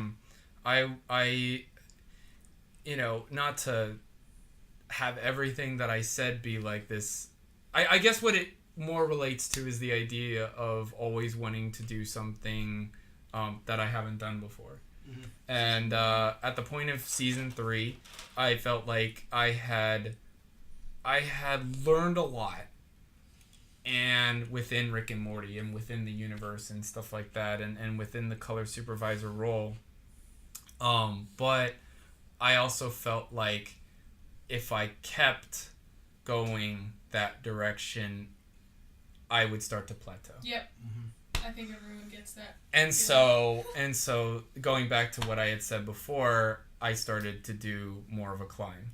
Okay. And I was beating my head against the wall trying to get this stuff going, but I kind of took a break to really focus on getting more into what I had initially was excited about, as far as like, you know, when I'd watched like live action movies and I'd watched like Jurassic Park and like Predator and all this stuff, which was like visual effects, and getting into that aspect of things, and kind of ties back into the live action stuff that I did with like the little creature and things. And yeah, for sure. And so I started to realize that I had been on this trajectory and I had been on this path and enjoying every minute of really enjoying the path, but realizing that, you know, as I get older, it's like, okay, do I want to continue on that path? Is that really where I'm trying to go and keep going? And I just kind of realized that I want to start really going in the direction that I initially had been for sure so excited about. Kind of like, and again, kind of bringing it full circle, like when you said when you revisit your films, and you have to make sure the root of what you wanted right is there. Yeah, you know? exactly. So this is the root of what you wanted. Wrapping it all up. Yeah, my whole life is a film. Yeah. So yeah, no, but I mean that's a great example of that, where basically, I kind of realized that, you know, what I had originally done, what I originally wanted to do, I hadn't done yet. And can you tell us what that is? I'd wanted to get into visual effects and getting into concept work and getting into that aspect of games and film and all those kinds of things. And what I was really practicing on was matte painting, because I hadn't realized that it also kind of ties into what I was doing before with background painting. Yeah. So if you have a knowledge of background painting, matte painting is definitely it's kind of a little bit in that direction, and I mean, it was the live action aspect of matte painting. Are you talking about like matte paintings when they would put one painting in a live action film, like in the back, so actual painting? Right? So yeah. So what's really crazy is what's crazy is back in the old days, matte painting was literally on a piece of glass. Yeah. And the camera would be in front of the piece of glass with the actors and with everything, and the piece of glass would be in front of the camera, and then that is what you would see in the shot. So it was literally, everything was in shot. It was nuts. That was crazy. And now it's all digital. And now it's all digital. And they were beautiful too, man. They were gorgeous. Oh yeah, no, I mean, what's crazy is now that I know what to look for in matte painting, because I was like, you know, working, I was you know, studying it and just looking at it and all that kind of stuff. Like now I look at some of these films, and like even The Fugitive has like matte painting in it. And it's funny because like there's this one matte painting where there's like a waterfall, and it's before they get to the obviously epic scene when he jumps off of it. But like it's going up to the waterfall, but they didn't have a dam there. So they had to paint. They had a matte painter paint in the dam, but they didn't have the technology to be able to have like the water actually falling like in the matte painting. So it's a still. It's just like a blurry water stuff. Waterfall. Yeah. Lord of the Rings would have some of And that I was like, oh my god, that's amazing. But you don't notice it. You don't notice it unless you're looking for it, and then you're like, oh man, that's amazing. It's fun to spot those things. Yeah. It's fun. It's a fun game to play, to even like, you know, watch a movie and be like, is that a matte painting or not? Right. Yeah. You know? Well, nowadays it's really hard to tell. And that's what I really found out is I had thought 3D had killed matte painting. I was pretty confident it had killed matte painting. You found a place where they still do it? No. Oh no. I found that matte painting is thriving. Yeah. Oh really? It is a huge industry and is constantly being used. Well, think about it like this. There's more CG in even like basic things. Like for example, period pieces. Yes. It's almost entirely matte painting. Period pieces, entirely matte painting. But not only that, I was starting to look at all these like matte painting reels because I was trying to build one of my own. Yeah. And I saw what these people were looking, what they were working on, and what they were showing, and I was like, oh my god, I didn't realize that was a matte painting in that movie. And they were very simple things, like say for instance they had a hotel that they had shot in, but it wasn't quite big enough. And they wanted it to look like a little bit bigger of a hotel area space within the lobby. And so they just matte painted the rest of this hotel like lobby space area. It's better than building the thing in CG. Exactly. Yeah. It's better than building the thing in CG. It's a lot faster. And like there were other parts where it was augmenting, not augmented reality, but augmenting reality, where basically they had one where it was in like a movie where it was like a drug what do you call it? Like this drug lord was showing his poppy field. Oh, okay. And like obviously they couldn't fucking plant all these poppy seeds and have it all be there. So like they have a matte painting of the drug, basically where he's like pointing, he's like walking in front of it. And then what's cool on these on the reels of these matte painters is because they're trying to show what they did, and because it's not very obvious, it's the invisible art is what it would used to be called. I mean, it still is. Yeah. But like they get rid of what they did and show what the shot actually looked like without the painting, and then they bring that back in, really and they show the layers that they would use to create that parallax effect. This is all new to me because I did actually think matte painting was I thought it was dead. Was a dying art. No, I didn't think it was something that was really I thought exactly what more you thought, Brian, which is the idea that now there's Game of Thrones, and now there's all the stuff that's period pieces, and so it's like, oh yeah, obviously they didn't build a castle. Like obviously that doesn't exist. But I didn't realize that it was like no, this road needs to not turn. It needs to go straight in our shot. And it's like, hey, can you matte paint the road so it goes straight? So we don't have to build it. That's it's easier. I'm sure somebody out there who's like new to the young and new to the industry is thinking, wow, I never knew that even existed. Visual effects is its own major. If you go study film or anything, like I remember at our school, it was its own department at our school. So yeah, So on that kind of whole thing, I mean, this is the other thing I would definitely say, if you ever get into college, take advantage of all the programs that are for students. Like, look at that stuff because, oh my God, now being out of college for a while and everything like that, I'm looking at all these things that are like Maya and like V-Ray and all this stuff, and they have these insane discounts for students who are trying to learn how these programs and stuff. And of course they do have, a lot of the programs are also very open to the idea of you learning them. Yeah. So then that way you can then buy them. But but basically a lot of them have, trial periods. But for the students, they have like insane discounts to where it's sometimes even free. For a certain amount of time. So if you're into visual effects, or if you're trying to get into that realm, definitely when you're in school, take advantage of those things before it's too late. Yeah, that's pretty cool. CalArts for dance. So Jason, can you tell everybody like where you got your next gig, or is that secret? No, it's not secret. I can say where I'm working next. Where is it? It's in San Francisco, and it's moving. He's leaving us. And it's for Lucasfilm.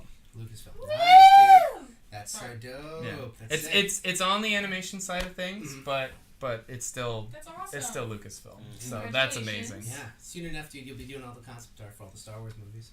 We'll see.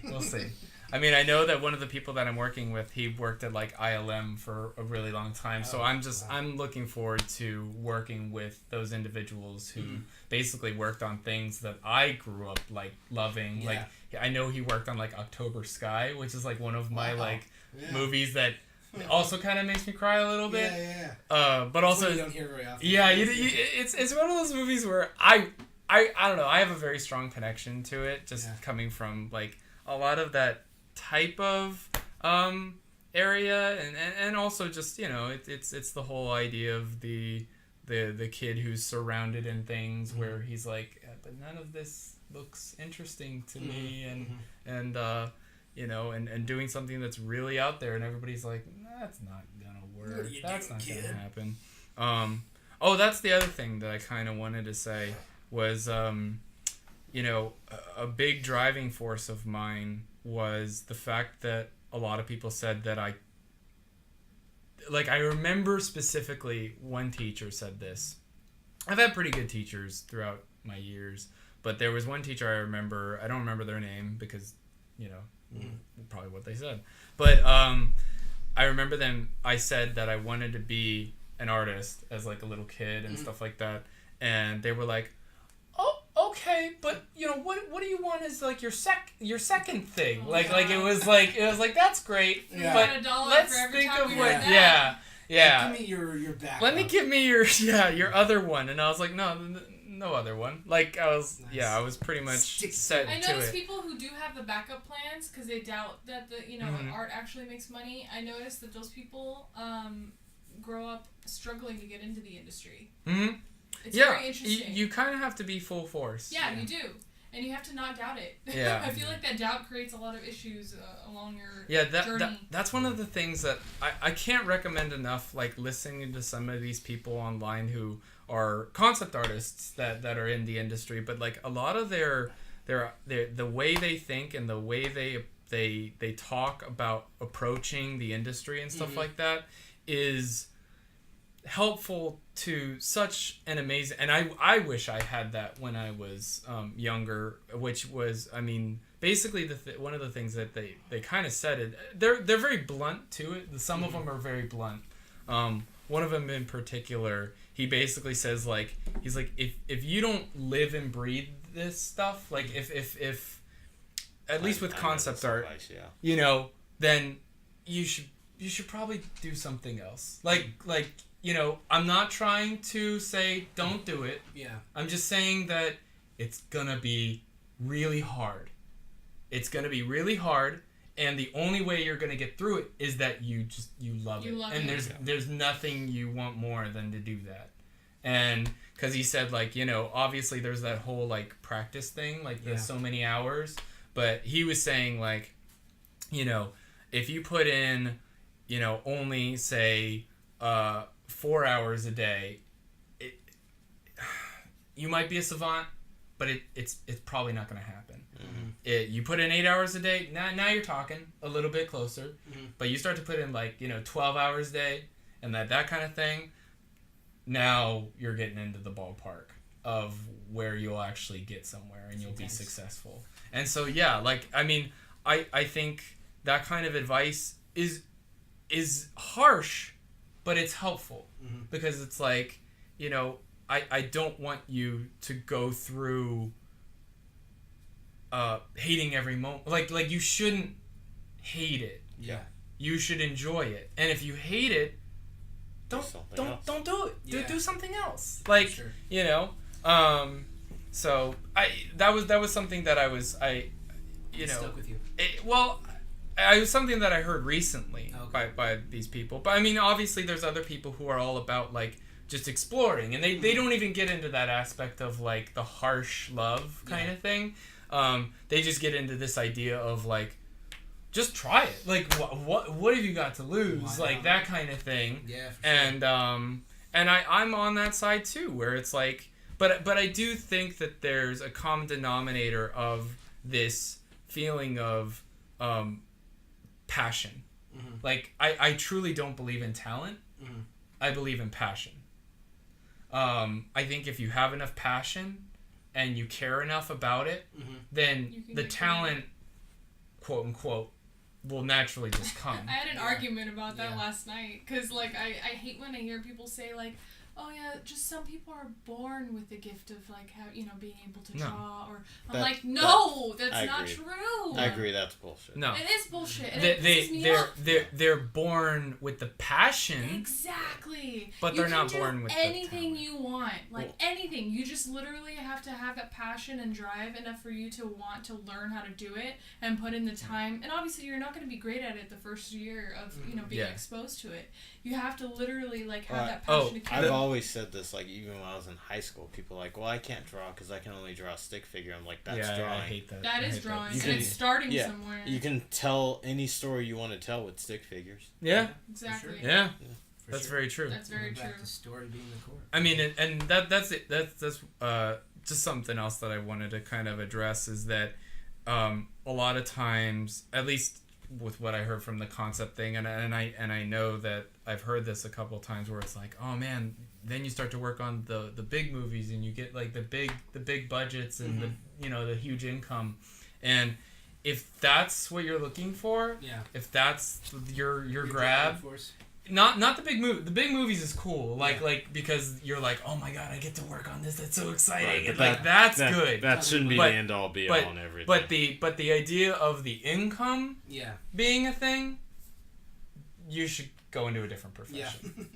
Yeah, that's not gonna happen right away. Yes, there is success in the industry. Yes, there is money in the industry, but all the people who make it were not caring about it. Yeah. They were passionate. Passionate, sincerity. Yeah. It all comes back to that. That's also, like, it's a manifestation thing, too, like, if you're into that stuff. Like, what has to be behind everything that you do is literally the passion, and then naturally abundance will come flowing towards you regardless, as long as, like, that's because if you just care about the money, like, that's gonna you're gonna run into especially since we're not millionaires. Yeah, no. And but we probably won't be. Yeah, exactly. Yeah. And that brings kind of like a depression aspect to that. Yeah. Now that Justin signed on for 70 episodes, he might be. Justin's all right. Yeah, Justin's doing fine. But that's because he has a lot of passion. Yeah, that guy has a crazy amount of passion. Crap ton of passion.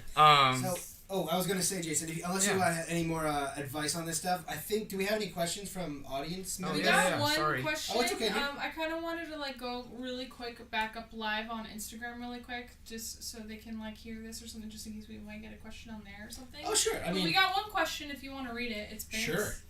Yeah, we got one question from Bank. You want to hear a question, Jason? I'll hear a question from Bank. Let's hear a question from Bank. Hey, Jason. Hello. Could you talk a bit about your process for backgrounds and film concepts? I'm interested in how you go about the early stages of reference and sketches. Okay. So, I mean, obviously, I am all about being influenced by other things that inspire you. That's actually something that I didn't even talk about, is the idea of inspiration, which I actually think is the fountain of youth. Inspiration is the fountain of youth. I think that's how you live for eternity. That could be on your gravestone. Yeah, I mean, it's kind of a double-edged sword there, because you're dead, so you didn't live forever. You didn't live forever. Inspiration. No, but the idea, but I mean that feeds back into the as idea. in like you feeling young. Yeah. I know what you're saying. Well, no, I mean also just the fountain of youth, but also the life eternal kind of thing. Okay. So basically, the idea that if you can create something that you feel strongly about, but then that inspires somebody, and then they create something that's amazing, and then that person is inspired by that, and then it's like, oh my god, but everybody was inspired by this one person. Like a domino it just effect keeps going, and then that never ends. Like, people are still being inspired by Akira Kurosawa. Sure. And Walt Disney. And like, so like, these people still live in a way, because of these people being inspired by them. Yeah, exactly. Every filmmaker, in some way, is inspired by like George Mills or something like that. Like the very first guys to do the stuff, because they started it and they were the ones experimenting with it, and they all kind of like. Human beings, they all come from one place. And everything that preceded before them, even before filmmaking was a thing. Stage shows, and you like practical... and Buster and Keaton and stuff like Buster that. Keaton, Oh my god, that guy was genius. We got a question from... Oh, I mean, I don't think I feel like I answered the question. Okay, go for it. It's kind of bad. Sorry. But I mean, I kind of started it and then I went off on a tangent. That's one of my bad habits.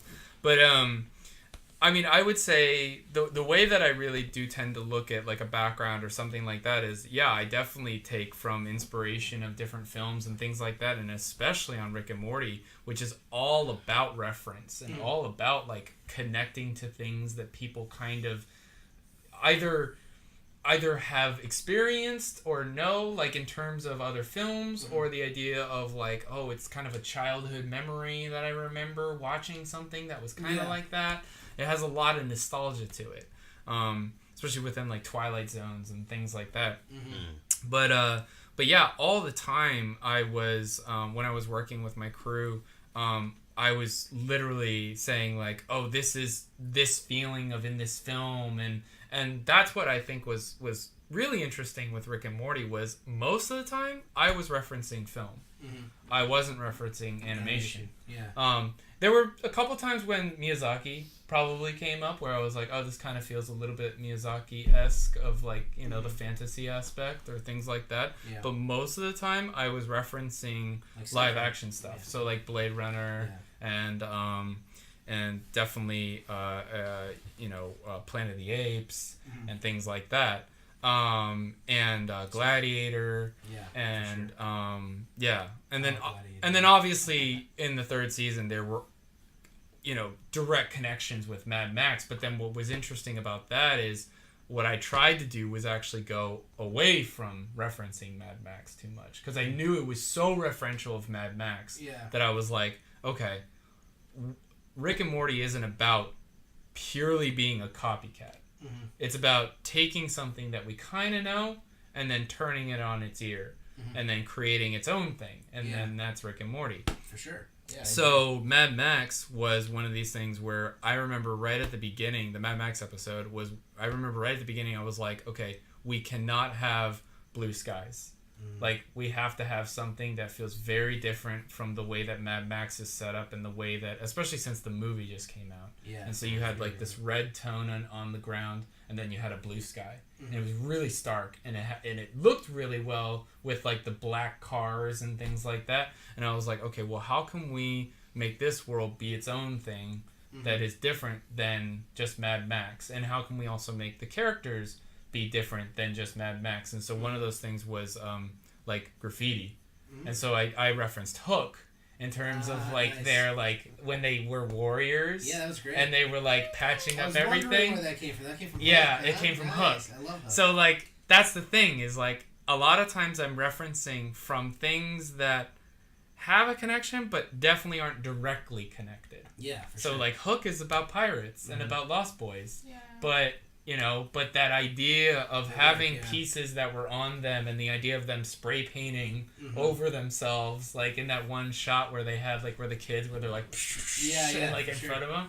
Like I was like, oh, that'd be cool if we did that with like old school tech that was on them and things, and so then that kind sounds of like so much fun, dude. Yeah, that was great. That was a good a good hodgepodge of different ideas that came together. So yeah, in terms of for backgrounds, I definitely use reference, and then in the early stages, I mean it's all about the idea of mood and atmosphere, and creating a sense of space and place. Cool, nice. Do we have any other questions? Yeah, Lauren L. Artist, she asked, what was the transition from games to 2D animations, like challenges / differences, etc.? Yeah, there were huge challenges. With games, like I kind of said, you were designing for modelers.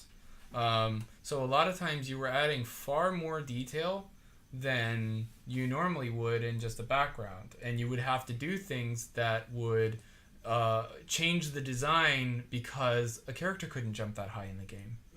So it like especially in Bolt's a dog. Like he has superpowers, but he also has limitations of how high he can jump in the game. And then you also had barrier walls in games, which now they're starting to go more open world with a lot of games. But back in that day, it was more like Crash Bandicoot, where basically you had these weird restrictions of where you could go. And on badly designed games, it was literally an invisible wall. And on well-designed games, it was a block of a rock, it was foliage, it was a tree falling down, something like that, where it's like, that makes sense. Zelda's a perfect example of that, where their barriers were very well hidden. Yeah. You didn't quite know. It felt open world, but when in fact it was actually a pretty limited space. You knew where it hit, like, interesting. Cool. So yeah, that was the biggest transition was, I would say, having to just think about game mechanics versus in TV and in 2D, it's all about making sure that the scene registers with the way that it needs to register, because you're also and the other thing within games is you have to think about the player, what they're seeing a little bit. So So you can't just say, oh, well, in this angle it looks really good. It was like, oh no, in all angles it has to look pretty good. Yeah.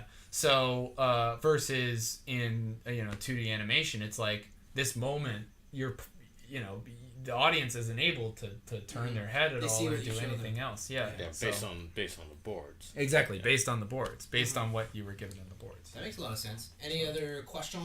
She said, Jason, you're so versatile. 3D rigging, 2D colors, matte painting, etc. How do you keep your various skills up to par with the industry? That's a great question. That is a very good question.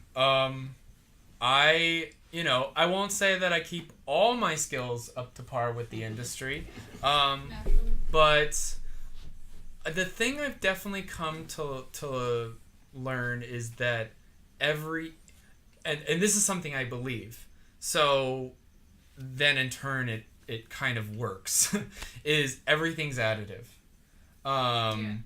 So when I learn how to matte paint, even though that's for live action, I'm learning techniques in Photoshop to matte paint that I can totally use when I'm doing more 2D stuff. When I'm doing 2D stuff, I learn how to simplify stuff, and then I can use that simplification within my matte painting to create shapes that maybe another matte painter doesn't have that 2D background. And so I can actually, without even people realizing it, make something that is actually more appealing, but also be realistic. And that's something that I feel like I definitely have this. It's something that I'm striving to try to do, which is the idea of making matte painting actually be an art and not just be a copycat thing where it's like you have to exactly match this thing. I mean, obviously that is a part of it. But then when you're doing stuff that's a little bit more fantastical or stuff that's a little bit more, which, is getting more common, the idea of using shapes that are very designed and graphic. So what you're saying is kind of regardless of what area of the industry you're working in, there's always a crossover. There's always a crossover. And then naturally in the crossover, you're kind of using all the skills that you've learned. So in a weird way, you're kind of... the more you learn, the more you are kind of building up all those abilities. For sure, yeah. That's cool. And I mean, the other thing that I recently also took a class at the what was it? Oh man, I gotta remember what it's called. Is it the one out in Pasadena? Yeah. Yeah, I know which one you're talking about. The Art Academy. Art Academy. You know Academy, Concept Art Academy. Yeah, that's what it is. Concept Design Academy. Concept Design Academy. CDA. CDC or CDA. So CDA. So the Concept Design Academy, and I just took a class there, and I took it with Alexander Mandrjev, who he worked on a bunch of recent Marvel movies, and he's worked on other stuff as well. He also worked on Edge of Tomorrow. He did some, but he does keyframe illustrations. Illustrations is kind of a weird term now, but I mean I think what he does actually is illustrations because they're so catching, like the same way illustrations are, but at the same time they are very realistic in a lot of their ways. But the thing that I found really fascinating about his class was he was applying traditional painting techniques of old paintings of like Rembrandts and like things like that, where he was talking about like how to make shapes being your major starting point was all about shapes. And then once you start creating shapes that actually work well together and create that sense of space and place, then now you can start adding your details into it. You can start making stuff out of the shapes. But basically you have to start first with shapes that register well with one another. And that was interesting to me because I feel like sometimes when you look at like composition stuff, they're so focused on the idea of this character goes here, this character goes here, this character goes here, this character goes here. And he was more about no, this character, or maybe this isn't even a character, but this is just a white shape. Mm-hmm. And this could be a plane, this could be a character, but this white shape agrees with this other white shape, and this plane goes with this thing. And then you were creating a scene based around those elements. That's really interesting. Which was really, really interesting, and has definitely influenced me greatly since I took that class. Was like I've all my concept work that I've been working on now, I've been really looking at in terms of creating a sense of space and a sense of like actual true composition of figuring out how to make it actually be appealing. And what's funny is once I started to listen to all these other concept art videos and things like that, a lot of them were talking about a lot of that kind of thing, where it was all about, like, I mean, a lot of people take like plein air painting and stuff like that, and a lot of the teachers there teach you not how to draw a tree and how to draw a mountain, it's how to draw shapes.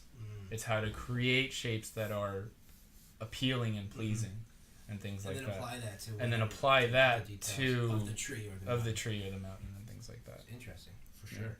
Any other questions popping up? Yeah, so we have a question on Instagram, and then we have a question from Bank. I'm going to go to the Instagram question. It's by Sirkbird. Hi, Sirkbird. What is your process for making a color palette? Well, like I said, I definitely use a lot of inspiration and reference, so that's definitely a starting point. I also, the thing that I probably didn't mention is before I even got into college and stuff like that, I was painting a lot. So, and I can't recommend that enough. Painting with acrylics, painting with watercolor, painting with oils, whatever you have in front of you. Did you go out on scene somewhere? Oh yeah. Okay. Oh yeah. That was also something that I remember my dad also telling me wasn't necessarily the painting aspect, but was the idea of going out but it was because of what he had read in books and things, is he was like, you need to go out into life and paint and draw what is in life. Yeah. Like, don't just sit at home and paint what's in your imagination.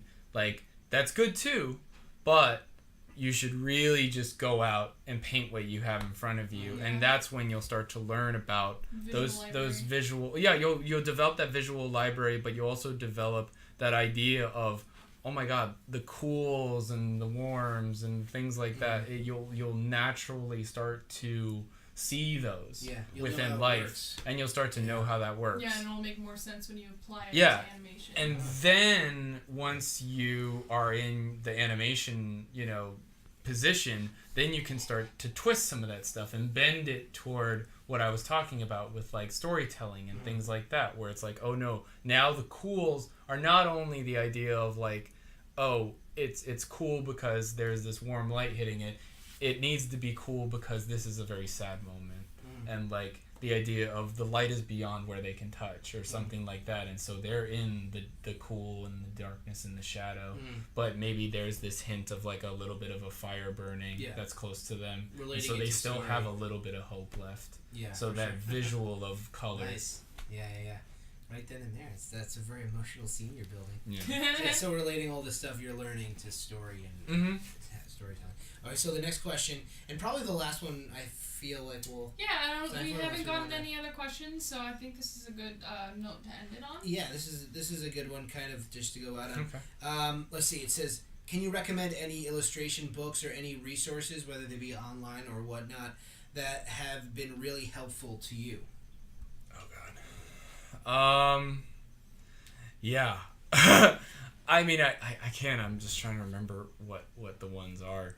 I mean, for me, there's an artist. His name's Chris Foss. He was a concept artist. I'm pretty sure it's Chris Foss. I know it's Foss, Foss. So if you just look up concept art Foss, he did a lot of stuff that was for science fiction covers, and he also did some stuff that was for a Total Recall, the original. Oh, wow. And some crazy stuff in there. yeah, but the thing that I found the most fascinating, it was Chris Frost? Yeah, the thing that I found most fascinating with his art is he showed that space didn't have to be a black and white. Like, I mean, 2001 is amazing. Like, it's a beautiful film, but it definitely had a very stark color palette in terms of the actual ships, but that was the point of the film. Like in terms of what we were just talking about with color, he wanted it to be bleak. He wanted it to kind of be this sterile environment and things like that. But Chris Voss showed that you can have these ships that look like fish, like the colorful fish and stuff like that, and an alien. Guardians of the Galaxy grabs hard from his stuff. So I think that I was influenced a lot by that with a lot of Rick and Morty stuff, where it's like these ships don't have to be these stale colors. I mean, if it suits the storyline, like there definitely is a moment where there is a kind of white stark ship with the hospital, but that's because it's a hospital, and it's because it needs to kind of be that sterile, to contrast with the stuff. But a lot of the Rick and Morty ships are really colorful and really like out there. Yeah, for sure. So Chris Voss is one thing to look into, guys. Chris Voss, he's an amazing artist. And then illustration. I mean, like, what's funny is I know that there is Framed Ink, which actually I don't have, but is an amazing book. Yeah. I've definitely looked at it, and I've read parts of it. I just don't have it, but I've been meaning to get it. And then he even has another one, I think, that came out or something like that. Yeah. And I don't remember what that was, who wrote these books? I'll look up the book right now. Yeah, if you could look it up. But I have Framed Ink. Framed Ink is amazing. But yeah, to be honest, I mean, animation. There's obviously the animation survival guide, which is like a classic animation book. There's also The Illusion of Life, which that's that Disney animation book. Those are very like the common books. And to be honest, they're great, but the things that I probably gather the most from are things like Spectrum, and like that was like used to be that magazine that was like for art, different concept art pieces and things like that. Cool. But then also I just go online and I go onto like there isn't CG Hub anymore, but now there is oh my god, I'm completely spacing. Yeah, what's that concept site you always go to?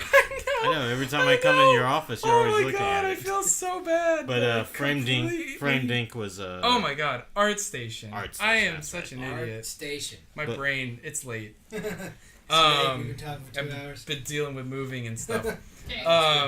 But yeah, so ArtStation is hugely inspirational, and like can definitely be a place to just kind of look and also learn from. Sure. And they have which I actually take part in. They have these challenges for a keyframe or character or things like that where anybody can participate. All you have to do is you have to have a gallery on ArtStation. So you have to actually have, and what I mean by a gallery is you don't have to have tons of work. You have to have, I think, like 2 pieces. It might even just be 1. Like, you just have to have some sort of presence on ArtStation. Yeah. And then you can enter into these challenges. And what's great about these challenges is the fact that people are very open about, like, advice or things like that, about how to make things better, or how to make something stronger, or things like that, or how to, design aspects, and you're also working in all realms of people within the industry. Yeah. So for sure, that's really great. Brian, I just want to ask Brian real quick. What was the Framed Ink guy? It was Marcos Mateo Mestre. I know I pronounced that last one, but his last name's Mestre. Mestre. Yeah, just look up Framed Ink book, and it will immediately pop up. Great. I think we actually do have just one more last question to go out on. We want to get all your questions answered here live at like 3 a.m. over on the East Coast. It's over here it's 11:14. Oh, 11:14. Okay, I was like, oh my god, it's 3 a.m. For 6 hours. Yeah, we need sleep. We have work tomorrow. Yeah, it's all good. How did you create concept art for the Lego sequel? Were actual Legos involved? Someone on your IMDb. Wow, somebody's on my IMDb. Okay. We have smart fans. They already know all about. Yeah. I didn't even mention that. I forgot. Yeah, I totally didn't even forgot. Know that. I was like, so yeah, that was one of my freelance. That was one of my freelance gigs. Thank you, Sir Bird. Yeah, I actually, it's interesting. There was kind of a combination of. I did get stuff coming from them that was actually like actual Legos, but one of the biggest notes that they gave me was because at first I started to really use like I was designing in Legos or thinking about like, okay, what Lego pieces, and they basically quickly said, oh no, don't limit yourself by what Legos can do. Like just design some crazy shit. And just go full on force into your design, and we'll figure out how to make it in Legos. So that's funny. Yeah. So you just went hog wild. Oh, I just went hog wild. You weren't afraid, like we said earlier, to leave your comfort zone. Oh my yes. God. That's crazy. Yes. I gotta tie it together. You did it. I just wanna say that it. the person who asked about the rigging and all that, she said thank you for the advice. She really appreciates it. So that was Lauren Artist. She appreciated your advice. So thanks for watching, Lauren. We appreciate it. Yeah, thank you. So I think we're probably going to be wrapping things up soon. I think, Jason, this is amazing. I think you took the record. That sounds about right. Really? He beat Callie. Almost 2.5 hours were going on. It's pretty intense, man. I think the longest we've had was just barely 2. To be surprised, I'm not surprised by that. Yeah, neither am I. I talk a lot. We all know Jason loves to talk, No, but it's fine. It's good stuff. Dude, this was probably the most informative interview I think we've had so far. Like, you had so much good advice about like the technical side of things, but also like the really emotionally in-depth art side of things, which we hear it sometimes, but like you really got into it, and that was, I think, really beneficial for our for our audience. They need to hear that stuff. Yeah, it was great. Really good stuff. Do you have any before we wrap things up and we do our outros and whatnot? Do you have any like last minute core advice that kind of sums it up in a couple sentences to the people that are just like, let's say, a 17-year-old just finishing high school thinking about wanting to go into animation or the art side of things? If you love it, just do it. If you love it, do it. And Brian's words of wisdom, do you have anything? Oh my God. I mean, outside what's already been said, I mean, I think one of I'm even learning things just listening to you as I normally do, but like you said, like, it's not talent, it's passion. Because I've just, again, the further I go, the more people I talk to, and more people trying to get into the industry are still struggling in the industry or just doing things in the industry. It's like, if you're doing it and you're having a bad time, do something else. If you're doing it and having a bad time, but like, let's just use Rick and Morty as a perfect example. The show's hard. Oh yeah, I got sick. Yeah, I know. Because you wouldn't go home. You know what? I was hospitalized. By far, that production. Do you remember how literally every month, people were sick? Right. Yeah. I mean, when someone recovered, a group of people would get sick, and then when they recovered, then the previous group would get sick. That's just because getting sick is not just because we're catching like colds from the outside weather. It's literally because everyone's fucking stressed and the immune system is down. Yeah. But I mean, for me in particular, I like what you were saying. Like, I work myself to the bone. And I know I work myself to the bone. And I know, now I know my limitations. Good. For sure. Until you get to Lucasfilm, then you have to push it. Then you have to push it even further. But yeah, I mean, that's something that I think you need. You need to want to do it almost to the point of breaking yourself. And specifically, but Rick and Morty, it's a tough show to work on. Yeah. But it's never like, I hate this. It's more like, I want to do this, and this is tough. Yeah. How can I get this done? It's funny. I remember there was the Anatomy Park episode, and we watched the animatic for it.